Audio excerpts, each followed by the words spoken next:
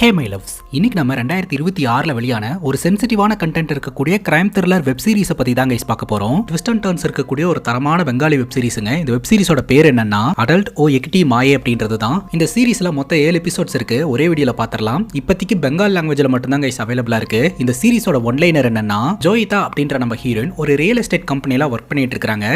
அந்த கம்பெனியோட பாஸ் ஒரு சக்சஸ் பார்ட்டி ஒன்று ஏற்பாடு பண்றாருங்க. அந்த கம்பெனில ஒர்க் பண்ற எல்லா ஸ்டாஃப்ஸுமே இதுல கலந்துக்கிறாங்க. பார்ட்டி ஒரு பக்கம் நடந்துகிட்டு இருக்க ஜோயிதாக்கு தன்னை யாரோ ஒருத்தங்க பாலியல் வன்புணர்வு பண்ணிட்டதா தோணுதுங்க. இந்த பார்ட்டியில இவங்க நிறைய குடிச்சிருந்ததுனால ஜோயிதா போதையில இருக்கிறாங்க. அதனால தன்னை யார் இந்த மாதிரி பண்ணாங்கன்னு அவங்களுக்கு சுத்தமா தெரியலங்க. போலீஸ் ஸ்டேஷன்ல போயிட்டு தன்னுடைய பாஸ் தான் இதை பண்ணாரு அப்படின்னு சொல்லி கம்ப்ளைண்ட் ஃபைல் பண்றாங்க. 100% ஜோயிதாவுடைய முதலாளி தான் இதை பண்ணிருப்பாரு அப்படின்னு கம்ப்ளைண்ட் கொடுக்கறதுக்கான காரணம் என்ன? உண்மையிலேயே அவங்களுக்கு பாலியல் அத்துமீறல் ஏதாவது நடந்ததா, இல்ல அவங்களே இந்த மாதிரி ஒரு விஷயம் நடந்திருக்கு அப்படின்னு நினைச்சுக்கிட்டு இருக்காங்களா அப்படின்னு விசாரணையை தொடங்கினா ஏகப்பட்ட ட்விஸ்ட் அண்ட் டர்ன்ஸ் இந்த வழக்குல வெளியில வருதுங்க. ஒரு தரமான சீரிஸ். சோ இந்த வீடியோவை ஸ்கிப் பண்ணாம பாருங்க. வீடியோக்குள்ள போறதுக்கு முன்னாடி, அன்னைக்கு ஒரு நாள் மாலை நேரத்துல சக்கரை கம்மியா ஒரு டீ குடிக்கிறதுக்காக பேக்கரிக்கு போயிருந்தேன். டீ குடிச்சு முடிச்சிட்டு பே பண்ணலான்னு பர்ஸ் எடுத்து பார்த்தா பர்ஸுக்குள்ள காசை காணுங்க. அப்பதான் தெரிய வந்துச்சு பர்ஸ் டேமேஜ் ஆயிருக்கு அப்படின்ட்டு. சரி, புதுசா ஒரு வேலட் ஒன்னு ஆர்டர் பண்ணலாம் அப்படின்னு யோசிக்கும் போதுதான் ஆனா நம்ம நண்பர் மிஸ்டர் விக்னேஷே வேலட் ஆக்சசரிஸ் எல்லாம் சேல் பண்ணிக்கிட்டு இருக்கிறது எனக்கு தெரிய வந்தது. சரி, அவர்கிட்டயே ஒரு வேலட் ஒன்னு ஆர்டர் பண்ணலாம் அப்படின்னு எனக்கு பிடிச்ச மாதிரி அந்த வேலட்டை கஸ்டமைஸ் பண்ணி ஆர்டரையும் போட்டு விட்டுட்டேன். அவர் சொன்ன டைமுக்கு முன்னாடியே ப்ராடக்ட் டெலிவரி ஆயிடுச்சு. நானும் வேகமா எக்ஸைட்மெண்ட்ல ஓபன் பண்ணி பார்த்துட்டேன். ப்ராடக்ட்டோட பிரிண்டிங் குவாலிட்டி வேற லெவல். ப்ராடக்ட்டோட குவாலிட்டியும் ரொம்ப நல்லா இருந்தது. சோ நீங்க உங்களோட பாய் ஃப்ரெண்டுக்கோ இல்ல ஹஸ்பண்டுக்கோ ஒரு யூனிக்கான கிஃப்ட்டை பிரசன்ட் பண்ணணும் அப்படின்னு நினைச்சீங்கன்னா இந்த வேலட்டை கன்சிடர் பண்ணலாம். மிஸ்டர் விக்னேஷ் ஆக்சசரிஸ்ல இது போன்ற ஏகப்பட்ட ப்ராடக்ட்ஸை கஸ்டமைஸ் பண்ணி அஃபோர்டபிள் பிரைஸ்ல கொடுத்துட்டு இருக்காங்க. ஈவன் கேர்ள்ஸ்க்கு கூட நிறைய ப்ராடக்ட்ஸ் இருக்குது. நீங்க இந்த ப்ராடக்ட்டை வாங்கணும், கிஃப்ட் பண்ணணும் அப்படின்னு நினைச்சீங்கன்னா ஸ்கிரீன்ல தெரியற நம்பரை சேவ் பண்ணி வச்சுக்கோங்க. ப்ரொஃபைல்லயே ப்ராடக்ட்ஸோட கேட்லாக்ஸ் அண்ட் பிரைஸ் எல்லாமே காட்டும். சோ இன்னும் ஏன் வெயிட் பண்ணிட்டு இருக்கீங்க? உங்களுக்கு பிடிச்ச ப்ராடக்ட்டை உங்களுக்கு பிடிச்சவங்களுக்காக வாங்கி கொடுங்க. அப்புறம் இன்னொரு சீக்ரெட் சொல்லவா? சரண் என்டர்டெயின்மெண்ட்ல ஆட் பார்த்து தான் ஆர்டர் கொடுத்தேன்னு சொன்னீங்கன்னா ஆல் ஓவர் இந்தியா நம்ம சப்ஸ்கிரைபர்ஸுக்காக இலவசமா டெலிவரி பண்ணி தராங்க. அதெல்லாம் இருக்கட்டும் சரணே, வாலெட்ல காணாம போன காசு கிடைச்சதா அப்படின்னு கேட்டீங்கன்னா, காசு வச்சிருந்தா தானங்க காணாம போறதுக்கு. அப்புறம் அந்த சக்கரை கம்மியா குடிச்ச டீக்கு காசு அப்படின்னு கேட்டீங்கன்னா, நாம வாழ்றது டிஜிட்டல் இந்தியா. சேனலை இன்னும் நீங்கள் சப்ஸ்கிரைப் பண்ணாமல் பார்த்துட்டு இருக்கீங்க அப்படின்னா சப்ஸ்கிரைப் பண்ணி வச்சுக்கோங்க. அப்போதான் இது போன்ற இன்ட்ரெஸ்டிங்கான வீடியோஸை மிஸ் பண்ணாமல் பார்க்க முடியும். நீங்கள் பார்த்துட்டு இருக்கிறது சரண் என்டர்டெயின்மெண்ட். நான் தான் சரண். வாங்க வீடியோக்குள்ள போகலாம். படத்தோட ஸ்டார்டிங் சீனில் மொத்தம் ஒரு நியூ இயர் கொண்டாடிக்கிட்டு இருக்குதுங்க. ஆனால் ஜோயிதா அப்படின்ற ஒரு பொண்ணு மட்டும் தன்னிலையை மறந்து ரோட்ல அப்படியே தள்ளாடிக்கிட்டு நடந்து வந்துகிட்டு இருக்கா. அவளுக்கு என்ன நடந்தது ஏது நடந்ததுன்னு தெரியலங்க. பட் கொஞ்ச நேரத்துக்கு முன்னாடி அவளுக்கு ஏதோ ஒரு கொடுமை நடந்திருக்கு அப்படின்றத விஷுவலா நம்ம கிட்ட காட்டுறாங்க. பட் அந்த விஷுவல்ஸ் எதுவுமே தெளிவா இல்லைங்க. அதற்கான காரணம் என்னன்னா, நம்ம ஜோயிதாவே தெளிவா இல்ல. அங்க கட் பண்ணா இந்த ஊருடைய போலீஸ் ஸ்டேஷன் காட்டுறாங்க. அந்த போலீஸ் ஸ்டேஷனுக்கு ஜோயிதா கார்ல வந்து இறங்குறா. நேரா ஸ்டேஷனுக்குள்ள போயிட்டு அங்க இருக்கக்கூடிய அதிகாரி கிட்ட, நான் ஒரு கம்ப்ளைண்ட் கொடுக்கறதுக்காக வந்திருக்கிறேன், ஃபீமேல் ஆபீசர்ஸ் யாருமே இல்லையா அப்படின்னு கேட்க, நீ என்கிட்டயே கம்ப்ளைண்ட் கொடுக்கலாம் அப்படின்னு அங்க இருக்கிற ஆபீசர் சொல்றாரு. இல்ல, நான் ஃபீமேல் ஆபீசர் கிட்ட தான் பேசணும் அப்படிங்கும் போது, இந்த ஸ்டேஷன்ல ஒரே ஒரு பெண் அதிகாரி மட்டும் தான் இருக்காங்க. அவங்களும் ரவுண்ட்ஸ்க்கு போயிருக்காங்க. நீ அவங்கள பார்க்கணும் அப்படின்னா கொஞ்ச நேரம் வெயிட் பண்ணணும் அப்படின்னு சொல்ல, சரின்னு கேட்டுட்டு நம்ம ஹீரோன்னு பாத்தீங்கன்னா அங்க இருக்கக்கூடிய ஒரு பெஞ்சில போய் உட்காந்துக்கிறாங்க. ஜோயிதா அவங்களோட மொபைல் போனை எடுத்து பாத்துக்கிட்டு இருக்காங்க. மொபைல் போன் கம்ப்ளீட்டா டேமேஜ் ஆன நிலைமையில இருந்துட்டு இருக்குதுங்க. அதே சமயம் ஸ்டேஷன்ல இருக்கக்கூடிய லாக்அப்குள்ள போதைப் பொருள் விவகாரத்துல மாட்டின 2 கைதிகளை அடைச்சு வச்சிருக்காங்க. அதுல ஒரு கைதி அங்க இருக்கிற ஆபீசர் கிட்ட சொல்றான், என்னால போதைப் பொருளை எடுக்காம இருக்க முடியல, ஒண்ணு எனக்கு போதைப் பொருளை கொடுங்க, அப்படி இல்லன்னா அந்த மேடத்தை உள்ள அனுப்பி வைங்க அப்படின்னு பயப்படாம பேசுறாங்க. கட்டுப்பான ஆபீசர் ஒரு மிரட்டி விட்டுறாரு. ஆனாலும் ஜோயிதாக்கு போலீஸ் ஸ்டேஷன்ல உட்காந்துக்கிட்டு இருக்கிறதுக்கே பயமா இருக்குதுங்க. கரெக்டா அந்த நேரம் பார்த்து ரவுண்ட்ஸ் போன பெண் அதிகாரி ஸ்டேஷனுக்கு வந்துடுறாங்க. யார் இந்த பொண்ணு, என்ன வழக்கு அப்படின்னு கேட்க, எதுக்குமே பதில் சொல்ல மாட்டேன்றா மேடம், உங்களை தான் பார்க்கணும் அப்படின்னு சொல்றா. ஆம்பளைங்களா நம்புறதுல போல அப்படின்னு சொல்ல, இந்த பெண் அதிகாரியும் அப்படியே கொட்டாய் விட்டுக்கிட்டு சரி உள்ளவா அப்படின்னு சொல்லிட்டு கேஷுவலா உள்ள போறாங்க. அவங்களுக்கு தெரியாது இது ஒரு சீரியஸான வழக்கா மாறப்போகுது அப்படின்ட்டு. அந்த பெண் அதிகாரி கேட்கிற முதல் கேள்வி, நீ குடிச்சிருக்கியா அப்படின்ட்டு. பதிலுக்கு ஜோயிதா சொல்றா, ஐ வாஸ் ரேப்டு அப்படின்ட்டு. அப்பதான் ஜோயிதா கதையை சொல்ல ஆரம்பிக்கிறா. ஜோயிதா வேலை பார்க்கக்கூடிய கம்பெனிக்கு 2 ஓனர்ஸ் இருக்காங்க. ஒருத்தருடைய பேரு டிகே. அவர் எப்ப பார்த்தாலும் நம்ம ஜோயிதா கிட்ட ரொம்பவே ஃப்ளர்ட் பண்ணிக்கிட்டு இருப்பாரு. அவர் சாதாரணமா வந்து பேசுறதே அட்வான்டேஜ் எடுத்துக்கிற மாதிரி தான் கைஸ் இருக்கும். கம்பெனியோட சக்சஸ் பார்ட்டி ஒன்று ஏற்பாடு பண்ணி இருந்திருக்காரு. சோ அந்த பார்ட்டியில நம்ம ஜோயிதா கலந்துருக்கா. 3 பெக் அடிச்சிருந்திருக்கா. அதுக்கப்புறம் இவளுக்கு என்ன நடந்ததுன்னு ஞாபகம் இல்ல. இவ அந்த பார்ட்டியை விட்டுட்டு வெளியில வந்துட்டதா சொல்றா. அந்த பெண் அதிகாரி கேக்குறாங்க, அது என்ன 3 பெக் அடிச்சு அப்படின்னு நீயே ஒரு நம்பர் சொல்ற, அன்னைக்கு நியூ இயர் செலிப்ரேஷனும் கூட, அதனால கணக்கே இல்லாம செலிப்ரேஷன்ல நீ அதிகமா குடிச்சிருக்கிறதுக்கு வாய்ப்பு இருக்குல்ல அப்படின்னு கேட்க, இல்ல எனக்கு கரெக்டா தெரியும், நான் 3 பெக் தான் அடிச்சேன் அப்படின்ட்டு. சரி, இந்த சரக்கு யார் உனக்கு ரெடி பண்ணி கொடுத்தா அப்படின்னு கேட்கும்போது அப்போ ஒரு கதையை இவங்க சொல்ல ஆரம்பிக்கிறாங்க. ஆக்சுவலா ராத்திரி பார்ட்டி ஏற்பாடு பண்ணப்பட்டிருந்திருக்குதுங்க. காலையில இந்த கம்பெனியோட முதலாளியான டிகேக்கும் நம்ம ஜோயிதாக்கும் ஏதோ ஒரு பிரச்சனை ஏற்பட்டிருந்திருக்குதுங்க. அதனால அந்த பார்ட்டியில வச்சு இவங்க சாரி சொல்லிடுறாங்க. காலையில இந்த மாதிரி ரூடா அவங்க கிட்ட நடந்ததுக்கு என்ன மன்னிச்சிருங்க அப்படின்னு சொல்லிட்டு அப்படின்ட்டு டிகே சொல்றாரு, நான் அதை பத்தி எல்லாம் பெருசா கவலைப்படல, நான் உனக்காக ட்ரிங்க் ஃபிக்ஸ் பண்ணி எடுத்துட்டு வரேன் அப்படின்னு சொல்லிட்டு அவர் தான் ட்ரிங்கை ஃபிக்ஸ் பண்ணி எடுத்துட்டு வந்து கொடுத்துருந்துருக்காரு. அந்த ட்ரிங்கை குடிச்ச 1 ஹவர்ல பாத்தீங்கன்னா இவங்க எல்லாத்தையுமே மறந்து போயிருந்திருக்காங்க. சோ அதனால அந்த ட்ரிங்க்ல தான் ஏதோ மிக்ஸ் பண்ணப்பட்டிருக்கும். 3 முறை அந்த ட்ரிங்கை நான் குடிச்சதுக்கு அப்புறம் தான் எனக்கு இந்த மாதிரியான ஒரு விஷயம் நடந்தது. 100% இதை பண்ணது என்னுடைய முதலாளி டிகே தான், அவன் தான் கல்பிரிட் அப்படின்னு நம்ம ஜோயிதா அடிச்சு சொல்றா. இந்த பெண் அதிகாரி கேக்குறாங்க, உன்னோட ஆபீஸ் லைஃபை பத்தி சொல்லு அப்படின்ட்டு. இந்த கம்பெனியோட ஹையஸ்ட் பெர்ஃபார்மர் யாரு அப்படின்னா அது நம்ம ஜோயிதாங்க. 3வது முறையா பாத்தீங்கன்னா பெஸ்ட் எம்ப்ளாயி அவார்டு வாங்குறாங்க. அந்த அவார்டை பாத்தீங்கன்னா இந்த கம்பெனியோட 2வது பார்ட்னரான ராஜ்தீப் அப்படின்றவர் தான் கொடுக்குறாரு. எல்லாருமே கிளாப் பண்ணி என்கரேஜ் பண்ணிட்டு இருக்கும்போது அந்த இடத்துக்கு இந்த டிகே வராரு. ரொம்ப நல்ல விஷயம், என்னோட மனைவியை பாக்குறதுக்கு முன்னாடி நான் உன்னை பாத்துருந்தேன்னா நான் உன்னை தான் கல்யாணம் பண்ணிருப்பேன் அப்படின்னு சொல்றாரு. இப்படிதான் கைஸ் எப்போதுமே நம்ம ஜோயிதா கிட்ட ஃப்ளோட் பண்ணிக்கிட்டே இருப்பாரு. சரி, இந்த நல்ல விஷயத்தை யார் கூட சேர்ந்து செலிப்ரேட் பண்ணலாம்னு இருக்கிறேன் அப்படின்னு கேட்க ஜோயிதா பட்டுன்னு சொல்லிடுறா, கண்டிப்பா உங்க கூட சேர்ந்து செலிப்ரேட் பண்ண மாட்டா சார் அப்படின்ட்டு. இந்த டிகே உடைய முகமே மாறிடுதுங்க. பக்கத்துல நின்னுட்டு இருக்கக்கூடிய ராஜ்தீப் பயங்கரமா சிரிச்சிடுறாருங்க, டிகேவை மொக்க பண்ணிட்டா அப்படின்ட்டு. ஜோயிதா சொல்றா, ஐ மீன் நான் வந்து என்னோட ஃப்ரெண்ட்ஸ் கூட செலிப்ரேட் பண்ணலாம்னு இருக்கிறேன் சார், நீங்க வந்து என்னோட அண்ணன் மாதிரி, என்னோட கார்டியன் மாதிரி, அதை தாண்டி நீங்க இந்த கம்பெனியோட முதலாளி கூட போய் எப்படி செலிப்ரேட் பண்ண முடியும், அதனால நான் என்னோட ஃப்ரெண்ட்ஸ் கூட செலிப்ரேட் பண்ணலாம்னு இருக்கிறேன் சார் அப்படின்னு சொல்லி டிகே வழிஞ்சார் இல்லையா, அதற்காக நோஸ் கட் பண்ணி விட்டாரா. டிகேவும் சிரிச்சுக்கிட்டே அந்த இடத்தை விட்டு போயிடுறாருங்க. இந்த விஷயத்துக்காக தான் ராத்திரி நடந்த பார்ட்டியில வச்சு டிகே கிட்ட நம்ம ஜோயிதா சாரி கேட்டு இருந்திருப்பா. அவரும் நான் இதை பத்தி எல்லாம் பெருசா எடுத்துக்கலாமா, நான் உனக்கு ட்ரிங்க் ஃபிக்ஸ் பண்ணி கொடுக்குறேன் அப்படின்னு சொல்லிட்டு ஸ்பெஷலா ட்ரிங்க் எல்லாம் ஃபிக்ஸ் பண்ணி கொடுத்திருந்திருப்பாரு. இந்த கதையெல்லாம் கேட்டுட்டு இருக்கக்கூடிய பெண் அதிகாரி, நீ பார்ட்டியில என்ன மாதிரியான ட்ரெஸ் வியர் பண்ணியிருந்த அப்படின்னு கேட்க இவங்க ஒரு வெஸ்டர்ன் வேர் வியர் பண்ணியிருந்ததா சொல்றாங்க. அந்த பார்ட்டியில வச்சு என்னோட கொலீக்ஸ் கூட போட்டோ எல்லாம் எடுத்திருந்தேன், ஆனா அந்த போட்டோவை கூட இப்ப என்னால காட்ட முடியாது, ஏன்னா அந்த இன்ஸ்டன்ட்ல என்னோட போன் கம்ப்ளீட்டா டேமேஜ் ஆயிடுச்சு அப்படின்னு உடஞ்சு போன போனையும் எடுத்து அந்த பெண் அதிகாரி கிட்ட இவங்க காட்டுறாங்க.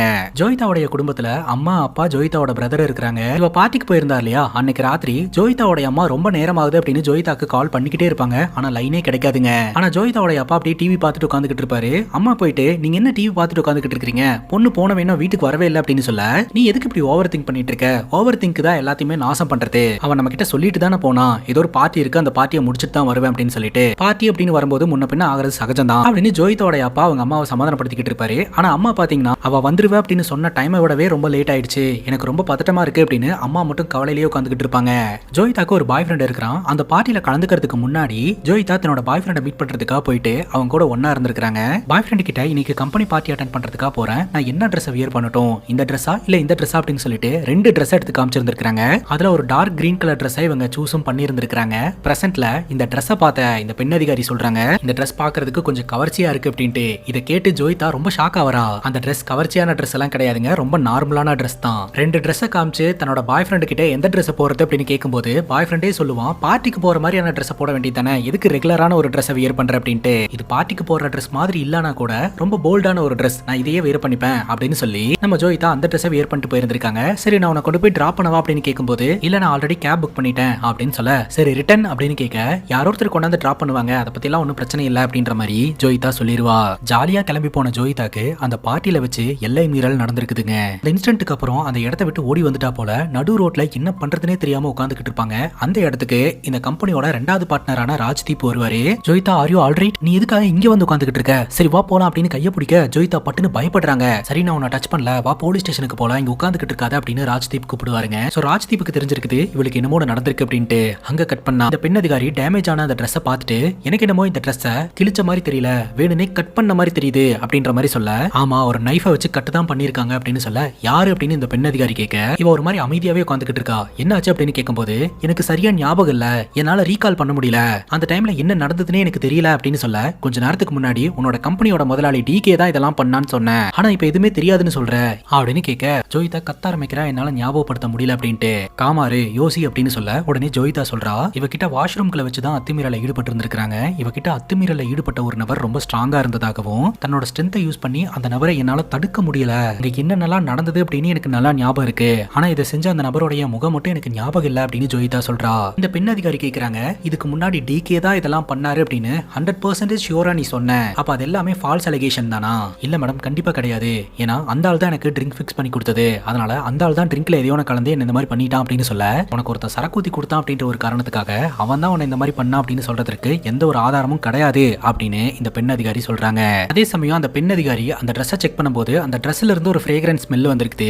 நீ யூஸ் பண்ற இதே ஃப்ரேக்ரன்ஸ் பிராண்டை தான் நானும் யூஸ் பண்றேன் அப்படின்னு அந்த ஃப்ரேக்ரன்ஸ் பிராண்டோட பேரை சொல்ல, பட்டுன்னு ஜோயிதா, இல்ல மேடம் நான் யூஸ் பண்ற ஃப்ரேக்ரன்ஸோட பிராண்ட் வேற அப்படின்னு சொல்ல, ஸ்மெல் ஓரளவுக்கு சிமிலரா இருக்குது, அதனால தான் அப்படின்னு சொல்லிட்டு அங்க இருக்கிற ரிப்போர்ட்ல இதெல்லாம் நோட் பண்ணிக்கிறாங்க. சரி அதெல்லாம் இருக்கட்டும், உன்னோட என்னோட முதலாளி டிகே தான் இந்த மாதிரி பண்ணிருப்பான் அப்படின்னு நீ அடிச்சு சொல்றதுக்கான காரணம் என்ன அப்படின்னு கேட்க, டிகே ஜோயிதாவை பாக்குற பார்வையே சரியில்லாத ஒரு பார்வையா தான் இருக்குமா, குறிப்பா ஃப்ளோட் பண்ற மாதிரியான பார்வையா இருக்குமா. ஆபீஸ்ல வேலை பார்த்துட்டு இருக்கும் போதெல்லாம் தேவையில்லாத அன்னெசரி டச்சஸ் எல்லாம் பண்ணுவாரு. போர்ட் மீட்டிங் எல்லாம் வைக்கும் போது ஜோயிதா அழகா இருக்கான்னு சொல்லி ஃப்ளோட் பண்றது, ஜோயிதா ஏதாவது ரிப்போர்ட் கொடுக்கலாம் அப்படின்ட்டு போனா வேணுனே உரசறது அப்படின்னு சொல்லிட்டு இந்த மாதிரியான பல விஷயங்களை டிகே பண்ணிக்கிட்டு இருந்திருக்காருங்க. ஜோயிதா மேல டிகேக்கு ஒரு கண்ணு இருந்திருக்குதுங்க. இப்ப பிரசன்ட்ல இந்த பெண் அதிகாரி இந்த கதையெல்லாம் கேட்டுட்டு இந்த மாதிரியான விஷயங்கள்லாம் எல்லா பெண்களுக்கும் நடக்குது, பட் உனக்கு நடந்த அநீதிக்கு இந்த பாயிண்ட வச்சு இவன் தான் காரணம் அப்படின்னு நம்ம கண்டிப்பா ஒருத்தனை சொல்லிட முடியாது. இந்த மாதிரி ஒருத்தன் அன்னெசரியா டச் பண்றான், அட்வான்டேஜ் இருக்கிறதுக்கு முயற்சி பண்றான்னு ஒரு 50 பொண்ணுங்க போலீஸ் ஸ்டேஷன்ல வந்து கம்ப்ளைண்ட் கொடுக்குறாங்கன்னா அதை விட 3 மடங்கு அதிகமான பெண்களும் இந்த பிரச்சனையை ஃபேஸ் பண்ணிட்டு தான் இருக்காங்க. பட் அவங்க கம்ப்ளைண்ட் கொடுக்கறது கிடையாது அப்படின்னு சொல்ல பட்டுன்னு ஜோயிதா கேக்குறாங்க, அப்ப நீங்களும் இந்த மாதிரியான பிரச்சனைகளை ஃபேஸ் பண்ணிருக்கீங்களான்ட்டு. இந்த பெண் அதிகாரி சொல்றாங்க, எல்லா பெண்களும் தான், ஆனா நீ சொல்ற விஷயங்களை எல்லாம் ஒரு கிரைமோட இண்டிகேட்டராவும் எவிடன்ஸாவும் வைக்க முடியாது. ஈவன் உன்னை இந்த மாதிரி பண்ணவனுடைய முகம் கூட உனக்கு ஞாபகம் இல்ல அப்படின்னு சொல்ல ஜோயிதா சொல்றா, அதை பத்தி எனக்கு கவலை இல்ல, எனக்கு நல்லா தெரியும், கிட்டத்தட்ட 4-5 வருஷமாவே இந்த டிகே என்ன இந்த மாதிரி தான் டார்ச்சர் பண்ணிக்கிட்டு இருக்கான் அப்படின்னு சொல்ல இந்த பெண் அதிகாரி கேக்குறாங்க, சரிமா கடந்த 4-5 வருஷமாவே உன்ட்ட இந்த மாதிரி தான் நடந்துகிட்டு இருக்கான் அப்படின்னா நீ ஏன் அந்த ஆபீஸ்ல கம்ப்ளைண்ட் பண்ணவே இல்லை அப்படின்னு கேட்க, யார் சொன்னா நான் கம்ப்ளைண்ட் பண்ணலானே அப்படின்னு ஒரு கதையை சொல்றாங்க. ஜோயிதா இருக்கா இல்லையா, இந்த கம்பெனியோட 2வது முதலாளியான ராஜ்தீப்பை கேபின்ல போய் மீட் பண்ணி இதை உங்ககிட்ட சொல்றதுக்கே எனக்கு ரொம்பவே சங்கடமா இருக்குது. இந்த கம்பெனியோட one of the partner DK, அதை தாண்டி உங்களோட ஃப்ரெண்டும் கூட ஆபீஸ்ல இருக்கும் போதெல்லாம் அன்னெசரி டச்சஸ் பண்றாரு, எல்லை மீறி ரொம்ப ஃப்ளோட் பண்றாரு. ஜோயிதா வேலை பார்க்குற ஆபீஸ்ல அடிக்கடி செலிப்ரேஷன்ஸ் எல்லாம் பண்ணுவாங்க போல. சோ இந்த செலிப்ரேஷன்ஸ்ல நான் கலந்துக்கல அப்படின்ற மாதிரி தான் ஜோயிதா சொல்றா. அதற்கான காரணம் என்னன்னா ஆபீஸ் ஸ்பேஸ்ல இந்த மாதிரி எல்லாம் பண்ணா ஜோயிதா ஹேண்டில் பண்ணிப்பாங்க. செலிப்ரேஷன் நடக்கிற இடத்துல வந்துட்டு தனிப்பட்ட முறையில் ஏதாவது பண்ணா ரொம்ப பெரிய பிரச்சனை ஆயிரும் சார், நான் ஒரு கூட கம்ஃபர்டபுளா இல்ல அப்படின்னு ரொம்ப ஸ்ட்ராங்காவே ராஜ்தீப் கிட்ட இவங்க கம்ப்ளைண்ட் பண்ணி இருந்திருக்காங்க. பட் ராஜ்தீப் இதுக்கெல்லாம் ஆக்ஷன் எடுக்கவே இல்லை அப்படின்றத தான் ஜோயிதா சொல்றாங்க. இப்போ இந்த பெண் அதிகாரி கேட்கறாங்க, அப்போ நீ அடிக்கடி ட்ரிங்க் பண்ணுவேன் அப்படி அப்படின்னு கேட்கும்போது ஸ்பெஷல் ஒகேஷன்ஸ்ல மட்டும் ட்ரிங்க் பண்ணுவேன் அப்படின்னு ஜோயிதா சொல்றா. யாரு கூட சேர்ந்து ட்ரிங்க் பண்ணுவேன் அப்படின்னு கேட்கும்போது என்னோட ஆஃபீஸ் கொலீக்ஸ், அப்புறம் என்னோட ஃப்ரெண்ட்ஸ், அப்புறம் என்னோட பாய் ஃப்ரெண்டு கூட அப்படின்ற மாதிரி இவ சொல்றா. வெளியில நின்று ஜோயிதா பேசுறதெல்லாம் கேட்டுட்டு இருந்த அந்த ஸ்டேஷனோட இன்ஸ்பெக்டர் உள்ள வராரு. உன் பாய் ஃப்ரெண்ட் பேர் என்ன அப்படின்னு கேட்க, பீத்தன் அப்படின்னு சொல்ல இந்த இன்ஸ்பெக்டரோட விசாரணையில ஒரு உண்மை தெரிய வருதுங்க. ஜோயிதா பார்ட்டிக்கு போறதுக்கு ஒரு 6 மணி நேரத்துக்கு முன்னாடி இந்த பீத்தன் கூட பிசிக்கல் ரிலேஷன்ஷிப்ல இருந்திருக்கா அப்படின்னு தெரிய வருது. உடனே ஜோயிதா சொல்றா, 6 மணி நேரத்துக்கு முன்னாடி இல்ல 8 மணி நேரத்துக்கு முன்னாடி அப்படின்ட்டு. அதுக்கப்புறம் ரெடி ஆகி டிகேவோட வீட்டுக்கு போயிட்டு மறுபடியும் அவர் கூட அப்படின்னு சொல்லி ஒரு மாதிரி ஒரு கொச்சையா பேசுறாருங்க. இதை கேட்டு ஜோயிதா ரொம்ப டென்ஷன் ஆயிடுறா. இந்த இன்ஸ்பெக்டர் கேட்கிறாரு, அங்க என்ன நடந்ததுன்னு சொல்லு அப்படின்ட்டு. சார் என்ன நடந்ததுன்னு டீடைல்டா எல்லாத்தையும் மேடத்துக்கிட்ட சொல்லிட்டேன் அப்படின்னு ஜோயிதா சொல்ல, பரவாயில்ல என்கிட்ட சொல்லு, ஸ்டேட்மெண்ட் எழுதணும் அப்படின்ற மாதிரி இவரு ஆர்டர் போட ஆரம்பிக்கிறாருங்க. ஜோயிதா இந்த பார்ட்டில இருந்து வெளியோடி வந்தா இல்லையா, நேரா அவங்க வீட்டுக்கு தான் கைஸ் போயிருந்திருப்பா. வீட்டு வாசல்ல இவ போய் நிக்கும் போது அவங்க அம்மா அப்பா தம்பி 3 பேருமே பாத்தீங்கன்னா ஜோயிதாவை பார்த்து ரொம்பவே அதிர்ச்சியா இருந்திருப்பாங்க. அதுக்கப்புறம் ஜோயிதா கிட்ட என்ன நடந்ததுன்னு கேட்கும்போது தான் விஷயம் தெரிய வருது. பார்ட்டி நடந்துகிட்டு இருக்கும்போது டிகே ட்ரிங்க கொண்டாந்து கொடுத்துருப்பாரு. அப்போ டிகே பக்கத்துல தான் உட்காந்து ஜோயிதா சரக்கு போட்டுக்கிட்டு இருந்திருப்பா. வாஷ்ரூம் யூஸ் பண்ணணும், வாஷ்ரூம் எங்க இருக்கு அப்படின்னு கேட்க டிகே வாஷ்ரூம் இருக்கிற இடத்த சொல்லுவாரு. ஆனா நம்ம ஜோயிதானால சரியா நடக்க முடியாதனால சரி வா நானே கூட்டிட்டு போறேன் அப்படின்னு சொல்லிட்டு ஹெல்ப் பண்ணி கூட்டிட்டு போவாரு. ஜோயிதா தள்ளாடிட்டே தான் நடந்து வருவா. அதுக்கப்புறம் தான் இந்த சம்பவம் நடந்தது அப்படின்ற விஷயத்தை எல்லாத்தையுமே இவ வீட்டுல சொல்லிட்டாங்க. அம்மா அழுவுறாங்க, நான் உன்கிட்ட பல முறை சொன்னேன் இந்த வேலை வேண்டாம், இந்த வேலையை விட்டுருன்னு.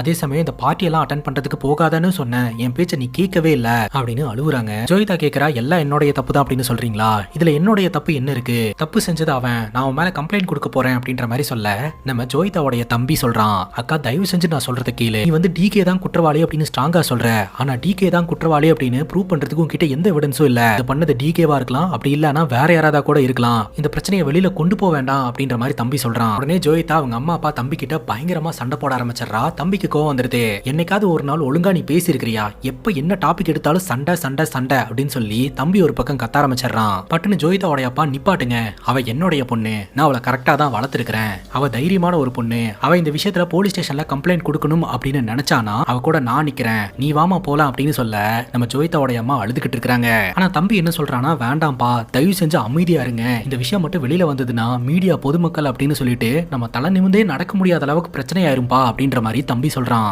குடும்ப மானம் போயிரும், என்னால வேலைக்கு போக முடியாது அப்படின்ற மாதிரிலாம் பேச ஆரம்பிக்கிறான். உன்னோட வேலைக்காக நான் என்னோட நியாயத்தை தேடாம இருக்க முடியுமா அப்படின்ற மாதிரி ஜோயிதா கேள்வி கேட்கிறா. ஜோயிதாவுடைய அம்மாவும் தம்பியும் போலீஸ்ல போவேனா அப்படின்னு சொல்றாங்க. ஆனா ஜோயிதாவுடைய அப்பா, நீ என்ன முடிவு எடுத்தாலும் நான் கூட நிக்கிறமா அப்படின்னு சொல்ல இப்ப பிரசன்ட்ல இவ போலீஸ் ஸ்டேஷன்ல வந்து உட்கார்ந்துகிட்டு இருக்கா. இந்த இன்ஸ்பெக்டர் இருக்கிறார் இல்லையா, அவரு ராங்கான மேனர்லயே நம்ம ஹீரோனை கேள்வி கேட்கிறாருங்க. யார் உன்னை போலீஸ் ஸ்டேஷனுக்கு கூட்டு வந்தா அப்படின்னு கேட்டா, நான் தனியா தான் வந்தேன் அப்படின்னு சொல்றா. தனியாவா அப்படின்னு கேட்க, ஆமா போலீஸ் ஸ்டேஷனுக்கு தனியா வரக்கூடாதா, என்னோட அம்மாவும் தம்பியும் எனக்கு சப்போர்ட் பண்ண கிடையாது, என் தம்பி சுயநலவாதியா இருக்கிறான், என்னோட அப்பா மட்டும் தான் எனக்கு சப்போர்ட் பண்ணாரு, ஆனா அம்மா பயங்கரமா பயப்பட்டதுனால அப்பானால எதுவும் பண்ண முடியல, என்னோட பாய் ஃப்ரெண்டு அவன் ஒரு கேவலமான பிறவி அப்படின்னு கெட்ட வார்த்தையிலேயே திட்ட inspector mind your language language அப்படின்னு சொல்லிட்டு அடுத்தடுத்த கேள்விகளை முன்வைக்கும் போது நம்ம ஜோயிதா சொல்றா, நான் டாக்டர் பார்க்கணும், உடனடியே என்ன டாக்டர் கிட்ட கூட்டிட்டு போங்க, என்ன மெடிக்கல் ரீதியா செக் பண்ணி சில எவிடன்சஸ் எடுக்கணும் அப்படின்னு சொல்ல இந்த இன்ஸ்பெக்டர் மறுபடியும் என்ன நடந்தது அப்படின்றத டீடைலா சொல்ல அப்படிங்கும் போது இதுக்குங்க திரும்ப திரும்ப சொன்னதையே சொல்லிட்டு இருக்கீங்க அப்படின்னு கேள்வி கேட்க அந்த பெண் அதிகாரி ஜோயிதாவோட கை மேல கை வச்சு திரும்ப திரும்ப உன்னை சொல்றதுக்கான காரணம் என்னன்னா, ஒரு 2-3 முறை நடந்த விஷயத்தை நீ சொல்லும் போது 3வது முறை எக்ஸ்ட்ரா சில பாயிண்ட் சொல்லுவ, உன்னால ஞாபகப்படுத்தி சில விஷயங்களை சொல்ல முடியும், அதுக்காக தான் அப்படின்ற மாதிரி சொல்றாங்க. அங்க கட் பண்ணா போலீஸ் ஸ்டேஷனுக்கு வெளியில ஜோயிதாவோட அப்பா நின்னுகிட்டு இருக்காரு. ஜோயிதாவோட பிரதரும் பாய் ஃப்ரெண்டும் பாத்தீங்கன்னா ஜோயிதாவோட அப்பா கிட்ட சொல்லி கொடுத்துட்டு இருக்காங்க, நீங்க போலீஸ் ஸ்டேஷன்ல வந்து நாங்க சொல்ற மாதிரி சொல்லுங்க, ராஜ்தீப் தான் வீட்டுல கொண்டாந்து டிராப் பண்ணாரு, இவ பார்ட்டிக்கு கிளம்பி போயிருந்திருக்கா, அங்க குடிச்சிருந்திருக்கா, யாரோ ஒருத்தங்க இவட்ட அட்வான்டேஜ் எடுக்கிறதுக்கு ட்ரை பண்ணிருக்காங்க, சோ அதுக்காக தான் கம்ப்ளைண்ட் கொடுக்கறதுக்காக வந்தா அப்படின்றத மட்டும் சொன்னா போதும், பெருசா வேற எதுவும் சொல்ல வேண்டாம் அப்படின்னு சொல்றாங்க. ஜோயிதாவோட அப்பா பாவம் வெளியிலேயே நின்னுட்டு அழுவுறாருங்க. ஜோயிதா கிட்ட ஒரு பேப்பர் பெண்ணை கொடுத்து என்ன நடந்ததோ எல்லாத்தையும் டீடைல்டா எழுதி கொடுங்க அப்படின்னு கேட்க ஜோயிதாவும் எல்லாத்தையும் எழுதி கொடுக்குறா. தன்னை இந்த மாதிரி பண்ணது இந்த டிகே தான் அப்படின்ற மாதிரி ரொம்ப ஸ்ட்ராங்கா சொல்றா. எதை வச்சு சொல்றீங்க அப்படின்னு இந்த இன்ஸ்பெக்டர் கேட்க அன்னைக்கு ராத்திரி ஜோயிதாவும் டிகேவும் ஒன்னா உட்காந்து ட்ரிங்க் பண்ணிக்கிட்டு இருந்திருப்பாங்க.